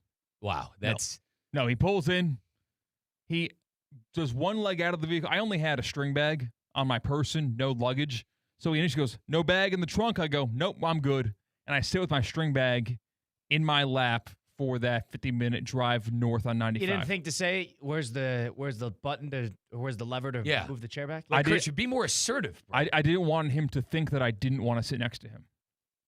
I don't want to sit next to him. I think you're completely. It's an Uber. I don't know you. I don't want to sit next to you. How do I figure out the back seat, brother? Sit in the back, brother. How do I figure out the back seat? I know you want me back here anyway. The kicker is the guy was sick as a dog. He was coughing the entire way. He shouldn't have been working. And he had a single loose handkerchief that he had in the cup holder between me and him. Right. Just like a cartoon. Blowing his nose and like you see it like levitate off the ground. Wow. He was coughing into the same white handkerchief for the entire trip. And I was sitting shotgun next to my driver for the day. Dude, that's your fault. That is not a lot here that we could blame fault. on the driver. Yeah. Outside of him being sick, not a lot we could blame on him. I blame him for working while he was sick, but I would have asked for if I couldn't figure it out, hey, mate, how do we do this? This might be an Uber versus Lyft situation. I usually open both apps, see which one's the cheapest for some reason or another. I do the same. But I know the reputation of Uber is better than Lyft. Uber came first. Sometimes the prices are more expensive for Uber. I'll pay the extra $5, $10 for Uber. And honestly, most of these drivers do both. But I think that Uber has higher standards for what types of vehicles can be driven as an Uber. So this is a vehicle problem? Yes. This is a user error. This is not a vehicle problem. No, you should not be doing rideshare if you only have 2 doors. You need to have 4 doors. You should be able to exit and enter in the back seat. Yeah, a coupe is pretty ridiculous if you're Uber. That's the word. Okay, I'm sorry. I was dancing around. Coupe. Okay. Yeah, it's a coupe, but it's like, I'm kind of with Christian Move on the that. He's seat. got the wrong vehicle. Hold on. Yeah. No. Move the seat. I'm with Christian on, you probably shouldn't be lifting with a coupe, but at the same time, Christian, lift up, slide it forward. You weren't there. Yes. You panicked. Theoretically, I am. You panicked, and you didn't want to spend more than 4 or 5 seconds figuring it out, so you're like, screw it, let's get in the back seat. And you're going to love this. My buddy Brad Smitty, all right, had a coupe for about 10 years of our life. You pull that thing up on the bottom and you push forward. I was 90 and I never hours got removed. shotgun because I was the youngest one because that was an older crew. I never got shotgun. So trust me, I learned how to get in the back seat of a coupe. I was 9 hours removed from my heart being ripped out of my chest from the Baltimore Ravens being eliminated from playoff contention from a missed Tyler Loop field goal. And here you are with patient zero of the next big virus. The brain fog. I hacking a lung. I didn't have all my facilities with me in that moment, okay? If you were in my shoes, I think you both would have made the same decision. I would have gotten the back. I would have figured out a way to open up between, No, Christian, the chair is capable of moving. You just didn't give it enough of an effort. Do you want to hear something ridiculous that I probably would have done?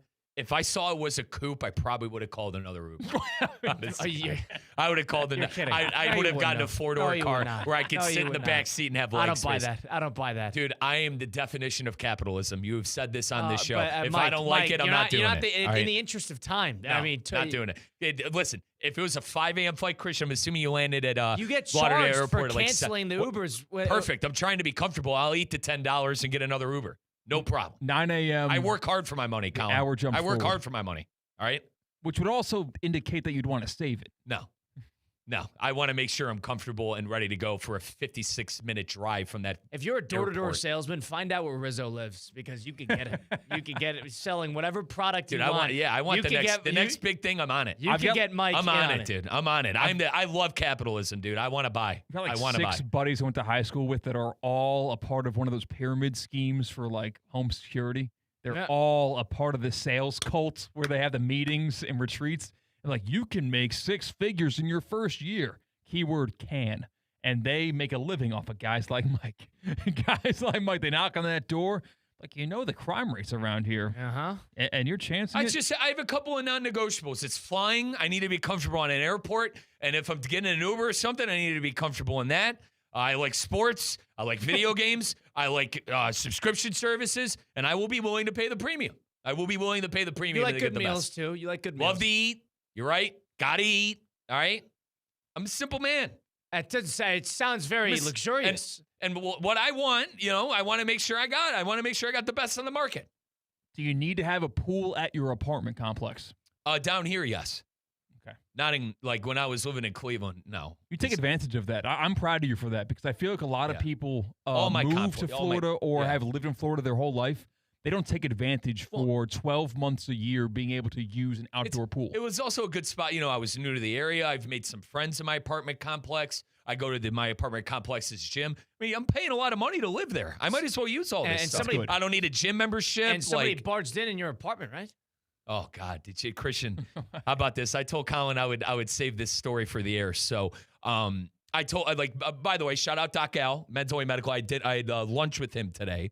But the point I'm bringing him up, you know, I'm going through this weight loss journey. I'm currently down 10 pounds. I'm planning to lose 20 more.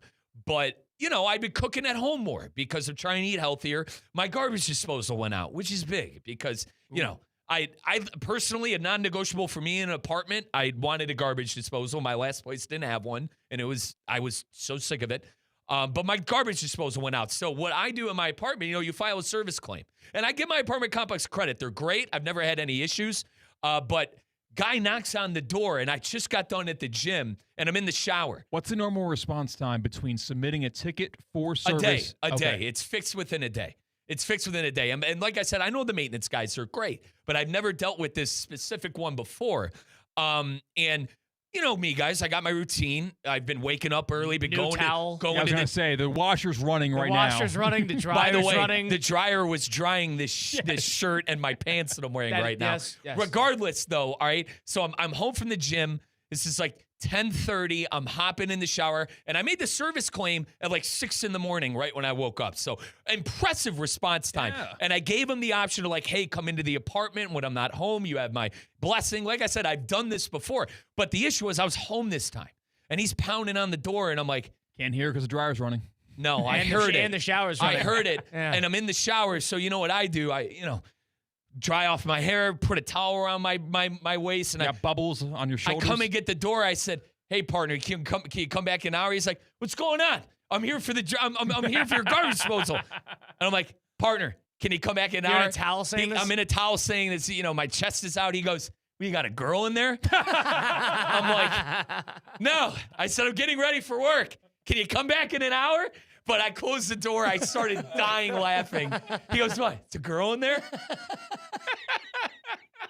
Oh, it was hysterical. He's right to question this. I was rushing to the. I'll be at the kitchen sink. You don't have to worry about me. To be fair, I was but to say that, you know me, Colin, I'm kind of. You were like, I'm unfiltered. You know what I mean? I'll say what's on my mind, but I thought that was a pretty crazy response. So he. But I laughed. Yeah. I thought it was funny, but I said no. Can you come back in an hour? I'm in the shower. I'll be at work in an hour. So, yeah, that's all right. That happened today. So do you think that this service guy, what clues lended him to jump to that conclusion? Was it just the fact that you didn't want him there at that moment? Were you, appearing to be sweaty and maybe going to town in the sack rather than in the shower? Christian, I was, I told you it was a quick dry off. My hair was damp. It wasn't wet anymore. And when you get out of the shower, there's condensation. It kind of looked like I was sweating and I was in a towel. And I kind of answered, I'm like, hey, can you come back in an hour? You almost sounded like bro code. Yeah, I think it was along the lines of, in my opinion, I would have been fine with taking, my shower has access to my bedroom. My kitchen's over there. Oh, okay. Yeah. I'd be like, dude, it's right over there. I'll be in the shower. And then I'll go get changed, and I'll see him on my way out. It's one of those things. Yeah, I think that's what he was confused about. Guys, I think he was expecting you to let him in. All right, I don't care. Honestly, I feel comfortable saying this. He's going to say, I got to take a shower. Come back an hour. He's like, I'm not jumping in with you. Hang on. I'm cleaning up the garbage disposal. You're all set. I don't need to go to the bathroom. This isn't a friend. This isn't you know what I mean? He's going to peek? What do you think's going to happen? I don't know. He's not jumping in with you. Also, I am walk around apartment naked guy. I live alone, dude. I live alone, dude. How about you go to your I live bedroom alone, and Nate. put some clothes on?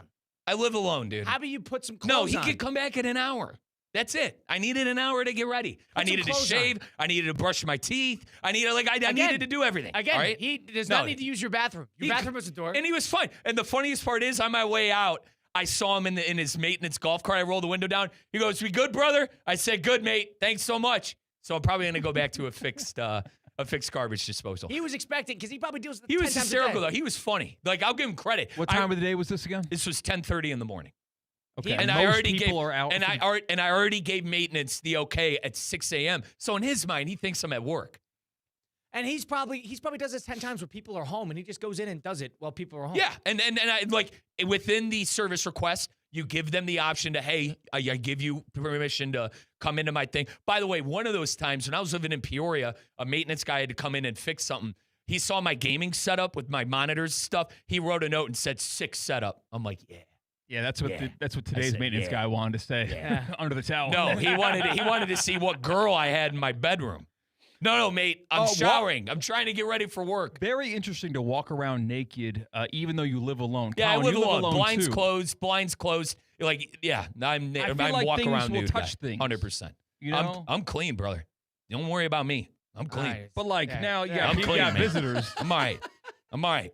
Like that cutlery cabinet in the All right, kitchen. I'm not is sitting. great. I'm not First of sitting. all, what is he Christian? think he's doing, I'm not Christian? sitting. I'm not sitting anywhere near. But like when I'm getting ready and stuff, yeah, I'm gonna walk around the house, in underwear and naked. What does it matter? Underwear's fun. Yeah, I'm running around in my underwear. All right. So Running around very in my different. underwear. Naked and in your underwear, two different things. I am like. I think you should have let the maintenance guy in and you just went on with your day because he's not jumping into the bathroom with you. That's all I know. I don't know. You're probably onto something, but it was only in an hour. I'm It was the type only of an guy, hour. and It was only an hour. Maintenance guys don't like guys like me. But I'm the type of guy where he comes in and he's fixing something. If I got the time, I'm going to watch him do it. Because I think, because I actually think he could learn something from it. The best thing Colin said to me was, Mike, as I told him, I said, Colin, I got a garbage disposal problem. He goes, what? You look at it? There's a red button. I stopped him. I said, Colin, you don't want me looking at the Because garbage what- disposal. you- I promise you. When This he is starts why, fixing Christian, it, you can this start is learning. This is why I pay all this money to live in a community like this, because someone who is a professional can come and fix it, other than me going, hey, Dad, is this where this goes? We don't need all that. All right, so we I don't see need all both that, sides all right? here. I watch him. I'm like, all right, let's see what you're doing here. And then I ask him questions. Christian. He probably hates a guy like me. But my guy is cool about it. And Christian, he teaches me. Once again, capitalism. I will pay somebody to come over and do this. Yeah, but there's an element And I am of paying somebody to come over and do this in my rent. So come over and do it. But there's an element of teach a man to fish versus paying your man to fish. I feel like it'd be worthwhile to learn how to fish. Maybe. See, but I am more so, Mike, where I want to avoid the service person altogether so I don't get further emasculated when maybe the... See, I'm this not is getting like, emasculated. So you're big but on this. Yeah, you said the yeah, same I'm thing not about getting the driver. emasculated, but it's like... You're like, you get nervous with the driver sitting in the front seat. It's the same. You don't But need to feel emasculated. What You if guys the have fix is so simple where I'm like, oh, how did I don't not care. know to just I don't change the care. air filter in my AC unit? It's just Dude, one thing you get at Home I don't think he Depot. judges Christian, you. we're I think paying he's seen we're worse. paying an arm and a leg to live down here in these communities. Yeah, get your ass over here and fix it. You kidding me? I'm not trying to screw this up. Come on, man. I don't. It's not emasculating. You know what I think he did? Next time you see him, ask him. I'm sure he went underneath your sink and he pressed the red button for 10 seconds and the garbage disposal worked. That's Maybe. what I think happened. I don't actually know what a garbage disposal does. It destroys food in the sink. It destroys food in the sink. Like It breaks Isn't down that, food what in the isn't sink. that what a garbage can's for? Yeah, I understand. But if you're cleaning up pans, you're cleaning up plates, Correct. and there's little foods there, it could It grinds it up. flies and that And type it of thing. It grinds it up grinds and it throws up and throw. out. Like it here, disposes. Christian, we don't have a garbage disposal here. That's why, like, there At the have been- office. Sorry, context. There in the office, folks, we don't have a garbage disposal, and obviously there are those, almost said a word. There are those teammates sometimes that just throw a full meal in the sink, and it's like, what the hell are So you if doing? you're cleaning a plate, there's crumbs on it. You got to make sure you dispose of that properly in a trash can. Right. If you don't and have say a I don't garbage finish all my eggs or all my chicken, I could throw that in the garbage disposal, grind it up, and it goes right down the drain. and it's not a big deal. I feel like those always smell. Not No. if you clean it. Like just with the pods you drop down there? No, I just do dish soap, fill it up, have it. So what happens is the garbage, why I needed someone to come over there was because things were starting to pile, like water was starting to pile up because I couldn't hit the garbage disposal to shoot everything down. That's why I finally had to call someone. The red button. I'm telling you, it was the red button. Yeah. I did that. The same thing happened in my garbage disposal. It was the red button. I'll ask no names, please, maintenance guy who thought I had a girl over. You can tell us a name. Who is he? I don't know his name. That's why I said no names. You guys know I like to loosely use. He was giving you a no hard names, time. please. He was giving you a hard time. You should have let him in. Yeah, but it was funny. He was funny, and it was a joke, and I laughed, and I let him know it was funny. But I said, no, mate, I'm trying to get ready for work. I'm in a rush. I'm already late. All right. Thought he was a peeping Tom. Was going to catch a look at the Riz. Mike, you're in the bathroom. He's in the kitchen. We're all good, dude. Mike Rizzo, Colin Russo, Christian Cat. We'll do a little 5-5 on the other side of things. A little Miami Ole Miss, which is tonight, 7:30 on ESPN. In the Fiesta Bowl. Stay tuned for it. It's Russo and Rizzo on ESPN 106.3. Live from the Anajar and Levine Accident Attorney Studios. Anajar and Levine Accident Attorneys. Call 1-800-747-FREE. This is ESPN 106.3. Banyan Printing, your trusted partner for all your printing and signage needs. With 48 years of local service, over 1,000 customers choose Banyan for fast turnaround, free delivery, consistent results, and market-leading customer service. Banyan's all-in-one solution saves businesses time and resources. From business cards and brochures to direct mail services and signage, they eliminate the hassle of multiple vendors. If you're unsure you're getting the best service or value, visit banyanonline.com or call 561-586-6220. The 5 p.m. hour is presented by Good Greek Moving and Storage, the world's only total relocation company. Local or long distance, they've got you covered. Good Greek Moving and Storage, your superhero movers. What's the Anajar and Levine difference? If you're the victim of a car crash, you will always speak to a lawyer. You'll always get the highest standard of care from our dedicated legal team, and we'll always fight to get you the maximum compensation you deserve. That's the Anajar and Levine difference. Call our legal team right now for a free consultation. Call 1-800-747-FREE. That's 1-800-747-3733. Don't wait. Call 1-800-747-FREE. In office, West Palm Beach. Kaiser University's flagship campus, the 100-acre residential campus at 2600 North Military Trail in West Palm Beach, extends Kaiser University's educational offerings to over 100 degrees within the heart of South Florida. Kaiser University also has an athletic program with 27 national championships, including their 3rd championship in women's soccer. Visit KUCHawks.com for the latest on the championship athletic programs at Kaiser University. Good Karma Brands is proud to be an equal opportunity employer, providing equal employment, development, and advancement opportunities to all teammates and applicants. To learn more about careers with us, please send an email to talentacquisition@goodkarmabrands.com. That's talentacquisition@goodkarmabrands.com. Hey, Steph Prince here, General Manager of ESPN West Palm, to tell you about a team that has meant a lot to me and this community for a long time. Bob and the team at Bradley Heating and Air Conditioning have been helping me stay cool for years, whether at home or in the office. And living in South Florida with 3 kids, I don't know what I'd do without them. Family owned and operated, serving Royal Palm Beach and beyond since 1980. Let the knowledgeable and trained team at Bradley help you with your residential and commercial needs, installation, repair, seasonal maintenance, upgrades of all makes and styles and models of HVAC equipment, and so much more. Bradley Heating and Air Conditioning does things right the first time and makes the process smooth, stress-free, and most importantly, keeps you cool. Give them a call at 561-793-7497. That's 561-793-7497 or BradleyAir.com. Any need, big or small, trust the amazing team at Bradley Heating and Air Conditioning. For 48 straight years, Ford F-Series have been the best-selling trucks in America. We got here by engineering breakthrough technology, redefining Built Ford Tough, and never settling for second best. But what's really made Ford F-Series the #1 selling trucks in America is you. Ford F-Series, Built Ford Tough. Based on 1977 to 2024 calendar year total sales. Don't fumble your finances. Whether you're running a business or running plays, Jay Zolo and Associates keeps your books tight in your stressed life. With nearly 30 years of experience, Jay Zolo is your go-to coach for QuickBooks, offering expert consulting, one-on-one training, and full-service bookkeeping. Jay Zolo and Associates, simplifying your books so you can win on and off the field. Visit jzolo.com today. That's JZOLLO.com.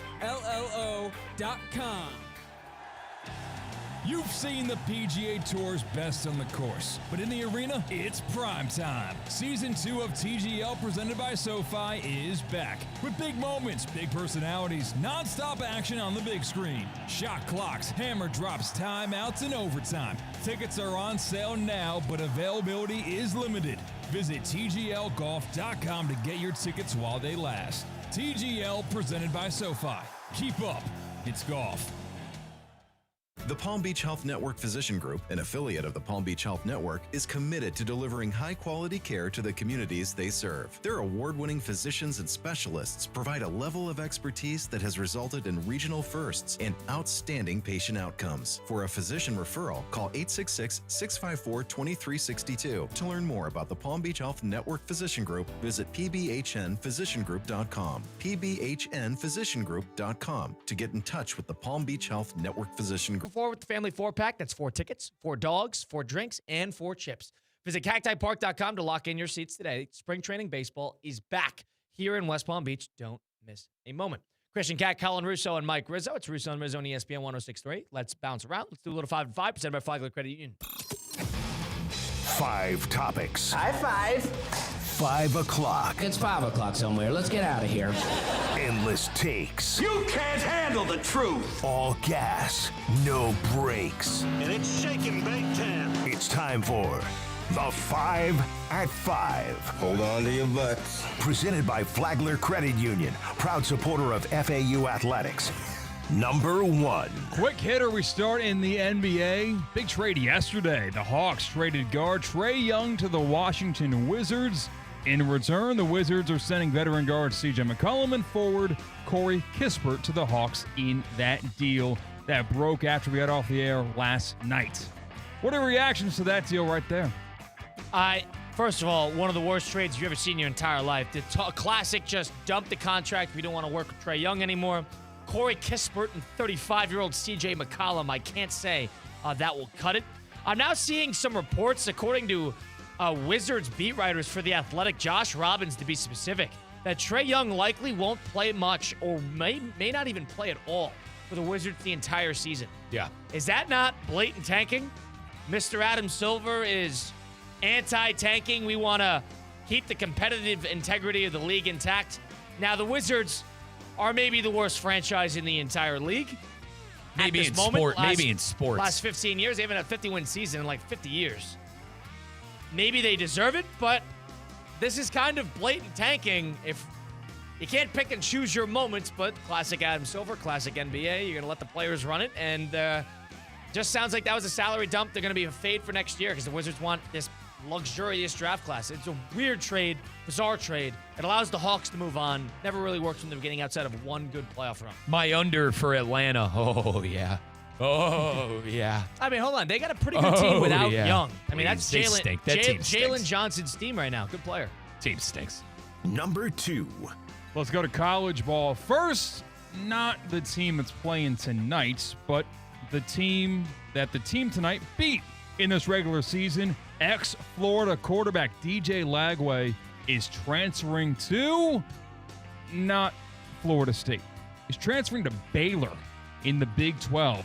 Does that surprise you at all, or what does that tell you about Lagway and or Baylor that the former Gator quarterback, highly touted recruit, is going to Texas? You know, Baylor quarterbacks have had success in the past. Sawyer Robertson, who was just there this past year, I believe is going to the draft, had a great season, but it hasn't been a good team in a number of years. Dave Aranda, ever since he got there, he's had one good year. Outside of that, they completely tailed off.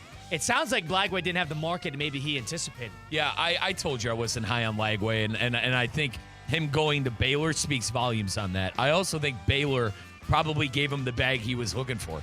I mean, Baylor probably saw what Texas Tech was able to do. Did Texas Tech, you know, hindsight 2020, did they stink against a good team? Probably. But they won the Big 12, and they had a bye in the college football playoff and got a ton of money for their university. You don't think Baylor wants to do a little bit of that? You don't think the oil mongers that went to Baylor don't want to see their team be good at football too? So I think it's a mixture of both. I think it's a mixture of Lagway being tremendously overrated and no serious contending team wanted to take it on. And I think that Baylor and maybe their donors are ready to win. Number 3. Well, we are kick-starting a very fun football weekend tonight with the Verbo Fiesta Bowl. Tomorrow, you've got the Peach Bowl with Indiana and Oregon squaring off. On Saturday, you've got two different NFL wildcard games, Rams-Panthers and then Packers-Bears on Prime. Sunday, three different wildcards games. Me and Colin are going to be at Bills-Jags, followed by Niners-Eagles, and then the nightcap on Sunday, Chargers-Patriots. And then on Monday, it's Texans-Steelers for the final wildcard game of the weekend. We'll start with the college side of things. Which of these two college football playoff semifinals is going to be a better game? Tonight's Fiesta Bowl with Ole Miss Miami or tomorrow's Peach Bowl, Indiana, Oregon? You really, really hope that this doesn't line up to be two sort of uncompetitive games, two teams that have sort of ran their route on the season, and then Indiana and Miami, control the games, and then they move on, and then all of a sudden it's a star-studded playoff final. I could totally see that happening. I'm very much hoping that Ole Miss can show up to play tonight. I know they're missing their tight ends coach now, their wide receivers coach now, running backs coach is no longer going to be there. Kiffin's plucking these guys left and right. Let's hope that offense can show up, because if the offense can show up and put a little pressure on Miami, I think you're in store for a really good game. But all the questions rely, how many coaches can you possibly lose before the team starts to fall apart? I guess you'll find out tonight. That's the game I'm most looking forward to, and the game I think will be the most competitive. Miami wins. I think they terrorize Ole Miss's offensive line, and I think that Miami will get out to that early lead and do the Cobra Strangle. Do the run the football, have Beck efficiently throw the ball. I think that's the biggest thing that's kind of going under the radar. Beck was efficient throwing that. Did he make plays to wow you? Did he make plays to, be the reason they won the football game? No, but they were great on third down. I mean, Miami was on a 60% clip on third downs in that game against Ohio State, one of the best defenses we've seen in a long time. And Miami's defense is right there with them. I think in the trenches, Miami's got them, and I think that Chamblé's kid's going to have a rough night. I think it'll be a rough night for him against, Mesdador, Payne, and company. I don't see this being much of a game. Okay, I think Miami. I think it's Miami 24 to about 10. So you think it's 20? Miami Mike's probably desperately looking for Ohio State to get validated too. So it's not even getting validated. The SEC isn't good. The SEC's not good. This will bother Mike if Ole Miss wins the night. I Ole Miss just think without five coaches beating a team that beat Ohio State. That'd bother you. They're not going to beat Ohio State. Or excuse me, they're not going to beat Miami. That would bother you. Oregon, Indiana going to be a more competitive game? Probably not. Indiana's probably going to smoke them like a cigarette. These games have been awful. Let's call it spade a spade. I don't think that's true. Ohio State and Miami was good. You didn't watch the Ole Miss Georgia game. That was a great game. Two games. How many have been played? We've had two good games, and how many? We've had half good games, half bad games. Fair. I don't know. I usually, for me in these games, in these semifinals, last year, you had the Notre Dame at Georgia game was a sleeper. Beck got hurt. That was an absolute sleeper. The Ohio State-Texas game was decent enough. You never thought Texas was going to win the game, but you had the big moment at the end of the game. 4 out of the 8 good games. Yeah. 4 out of the 8. Ohio State, both Miami games were good, and the Ole Miss Georgia game was great, and Alabama Oklahoma was interesting the entire way. Listen, this isn't me trying to justify Ohio State. No one's thinking about Ohio State. No one cares. This isn't me trying to justify that. They don't have the something trenches. about last year's playoff that just stuck with you a little bit more. Can't put my fingers on it. Not a lot of competitive games in that playoff, if I remember correctly, too. Well, obviously, I had a rooting interest. But at the same time, guys, let's objectively look at this. They do not have a chance against Miami in the trenches. That's why I'm picking Miami. But, Mike, you turned off college football after Ohio State was eliminated. I did not watch on New Year's Day, and I will proudly say that. Didn't need to watch either. All right, you shouldn't proudly say that. You can should say not that. proudly say you did a bad job. Couldn't care less that day. You did a bad job. Couldn't care less. That's a bad job. What, I missed a 38-3 game in the Rose Bowl? Mike, very obvious. I missed a 23-0 Orange Bowl? Mike, you missed Riveting. an excellent Ole Miss Georgia game. Excellent. And a changing of the guard. None of those Ole Miss or Georgia aren't winning the national title. Enough. But you know more than anyone how bad of a football program Indiana has been historically. And for them Christian, I can't to chop the head off of Alabama? Brother, I can't stomach Indiana. I can't. I don't like Indiana. I feel threatened by Indiana, and I can't stand the coach. I am the lone person in the United States that hates Signetti and Indiana. I'm all good, dude. Number 4. So let's take a look at these 4 teams remaining in the college football playoff. You've got the 1 seed Indiana, the 5 seed Oregon, 6 seed Ole Miss, and the 10 seed Miami. If you look at it that way, that there is diversity in the rankings of teams that are still alive, is the playoff working or is it not? There's no doubt that it's working. There's no doubt that this was the right move in hindsight. I think the fact is that they moved to 12 teams a couple years after NIL opened. I think NIL was the first step in evening out the playing field. Alabama didn't have two basically NFL-ready rosters as their ones and twos nowadays. Teams can pay other players. Players disperse a little bit. There's a number of players, a number of different schools. You got to work your way up. I think that lends itself to a better parity. On top of that, you have the 12-team playoffs, so therefore, big-time prospects don't feel the need to just go to Alabama and Georgia and the teams that only have a chance to get into the playoff, the Clemsons of the world. So I think both those things sort of in congruence with each other allowed it to be as competitively balanced as it is today. I think there's obviously quirks and things to figure out, especially with the committee process. But the committee is sitting there thinking, we got this right. Because based on what we're seeing with a 10 seed and a 5 seed and multiple teams that played, 3 teams that played in the opening weekend, I think the committee is sitting there thinking, we did a good job. I tend to agree because you got to win 3 games if you have the bye, and you got to win 4 games in a row if you have a first-round game. So I think the best team probably wins year in and year out. As much as I want to sit here and say it was a missed opportunity for my team, and how I think my team still is one of the better teams, listen, at the end of the day, they didn't win. They're not the best team in the country. That's why I like the playoff. It proves who actually is the best team. That's my 2 cents on it. I think in the year 2026, there are a lot more than 4 teams in the country year in and year out that truly can, not will, obviously, but can win a championship. Hasn't always been the case. You know, Right. 14 playoff, it was really just 4. I think the fact is that they went to 12. I think just opens up the cutting board a little bit. I think it gives people more options. I mean, were there a couple of JMU didn't belong, the group of 5 didn't belong, Alabama didn't belong, and Texas Tech didn't belong. Other than that, I think all the other teams are on pretty even playing field. The Miamis, the Ole Misses, as much as I think Ole Miss is going to get killed at the line of scrimmage, I don't think it's going to be a 30-point game. Like, with all due respect, that Alabama had against Indiana. I think a lot of these teams are very similar. In a lot of years in the 4-team college playoff, you had 2 teams. A lot of years in the 4-team college football playoff, you had 1. Kyle's 100% right about the NIL. At even playing ground. You still have the Georgia who is consistent, the Ohio State who is consistent. Say what you want about Bama. I think they'll still be consistent. They'll still be a good team. And now Indiana looks like a threat. I mean, Indiana's already figured out their quarterback and their star wide receiver, while teams in the Big Ten are sitting on their hands, hoping that they're going to come to your university because, you have clout. No, you got to spend money. You got to throw money at these kids. That's how it works. Now, with the 2, 3, and 4 seed in this tournament, along with a lot of the bye teams from last year losing in their first game played, I do think they are going to consider moving those games to campus in order to even out the momentum versus rest I like that debate, idea. right? They got to fix something. I mean, recency bias for me, for sure. Or just make it 16. Recency bias for me, for sure. 25 days, way too long. Okay? So 25 days. So making it 16 teams would exactly do what? And making it 16 teams would not only give them the home game you're looking for, it would allow each team to play at the same weekend so nobody has too much time off versus too little time off. And number 2, it protects all the bowl games.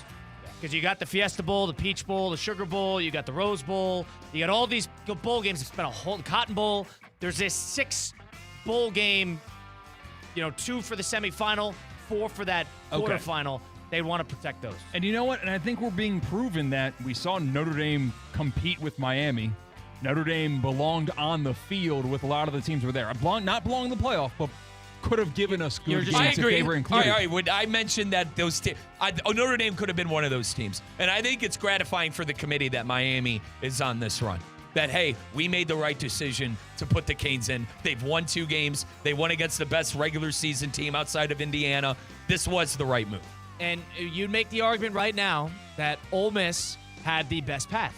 Ole Miss played the worst team in the field in JMU, and they were the 5 seed. They got to play, develop a little momentum. It was on home campus, and then they went in and played the worst 4 seed. Yeah. That's a good path for Oregon. It was a good path last year. It's a good path this year.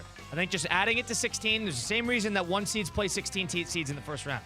The first overall team is going to play some godforsaken group of 5 team, and that 15th team in might challenge the 1 seed, but chances are they won't with 2 weeks off. I think that's the right move. Yeah. Number 5. Big news in South Florida sports all day today.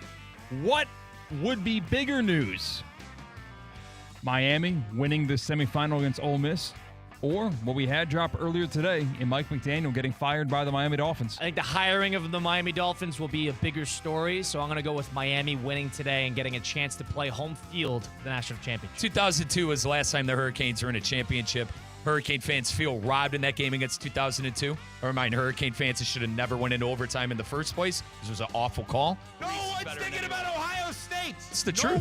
It was an awful call. Should have never went to overtime. Miami fans can't live with that. Sorry, mate. But at the same time, if the Hurricanes go to a national championship and have a chance to bring that back to Coral Gables, that's amazing. Outside of Theo and a couple of select obnoxious Miami fans, I actually am rooting for the Hurricanes. Oh, wow.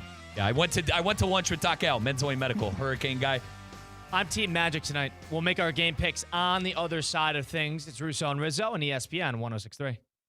Live from the Anajar and Levine Accident Attorney Studios. Anajar and Levine Accident Attorneys. Call 1-800-747-FREE. This is ESPN 106.3. Avatar Fire and Ash has arrived. I am the fire! Get your 3D tickets now for the greatest chapter of the biggest saga in history. Whatever happens, protect his family. Critics rave it's by far the best Avatar movie. If your father and I do not return, you go as far and as fast as you can. Movies don't get any bigger than this. Avatar Fire and Ash, rated PG-13, now playing. My name is Whitney Allen. I am a widow. My husband Ryan died. We never thought in a million years we'd have to use life insurance. The unexpected happened. With Ethos, it is so fast and easy. It's 100% online. You can get a quote in seconds, apply in minutes, and get same-day coverage. No medical exams, and you can get up to $3 million worth of coverage through Ethos. Get your free quote at ethos.com/game. That's ETHOS.com/game. Time spent on application may vary. Online health questions required. The 5 p.m. hour is presented by Good Greek Moving and Storage, the world's only total relocation company. Local or long distance, they've got you covered. Good Greek Moving and Storage. Your superhero movers. This is ESPN 106.3's Mike Rizzo. Recently, I had the pleasure of speaking with Dr. Michael Stark, a spine surgeon in the Palm Beach Health Network Physician Group. When it comes to spine injuries, Dr. Stark says there can be a misconception. It's broad. Everyone thinks back would just be pain, but that's not always the case. In the spine is all your nerves, your spinal cord and your nerves that come out into the lumbar spine. Problems that you can see with those aren't just pain necessarily. Those are the more obvious, but you can see numbness. Patients can come in without pain, but they may have weakness in their leg or in their arm, and that may be from a pinched nerve that's higher up in the spine somewhere. So those are usually more alarm type symptoms where I would say you need to get evaluated, but it could also be something simple like a muscle strain or pull where it would end up with back pain or tightness that could result in symptoms prompting care. That's Dr. Michael Stark with the Palm Beach Health Network Physician Group. For a physician referral, call 866-654-2362 or go online to pbhnphysiciangroup.com. Want to accelerate your career as a manager or executive in the exciting industry of sports? Florida Atlantic University's MBA in Sport Management program is ranked #1 in Florida and 10th in the world. Students learn practical and applied skills from top faculty and experts who work in the industry. With a 94% placement rate for all grads, the full-time MBA program sets students up for success in the world of sports. Check out Florida Atlantic University's MBA in Sport Management program today by going to business.fau.edu.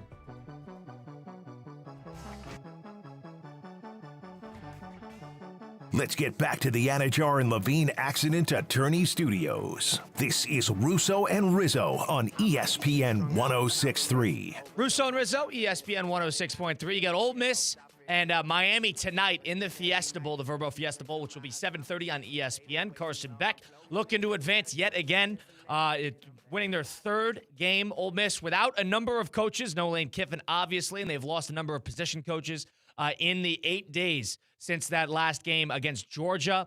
that 37-34 win, last-second field goal for Ole Miss. So a lot riding on it. You wonder if they're going to run out of steam here, if that was their validating win was last week against Georgia and that luck runs out, or if that luck continues and they're able to compete against Miami. Mike, your final score prediction for tonight is what? I got 24-10, the Canes.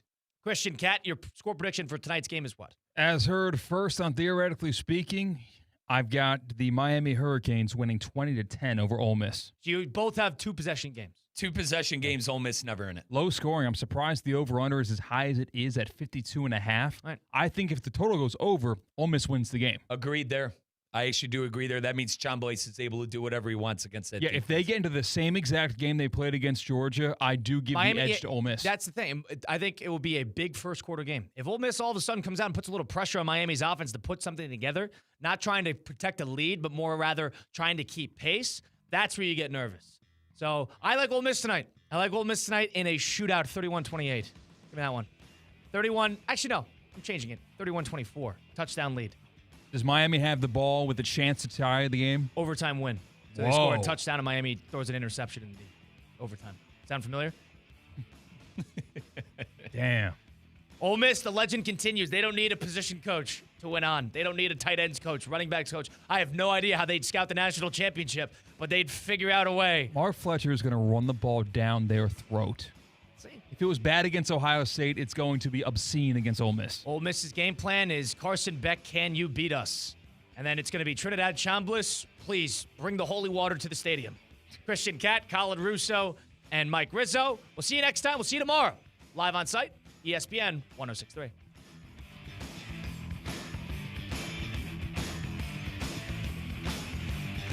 The 5 p.m. hour is presented by Good Greek Moving and Storage, the world's only total relocation company. Local or long distance, they've got you covered. Good Greek Moving and Storage. Your superhero movers. As teams fight for their shot to hoist the trophy, make sure the only thing turning up the heat is the action on the field. Keep your home in the win column with EDS Air Conditioning. Qualified customers can score 0% interest for 60 months on a brand new AC. Hot streaks belong in the postseason, not in your living room. With more than 800 Google reviews and a 4.8 star rating,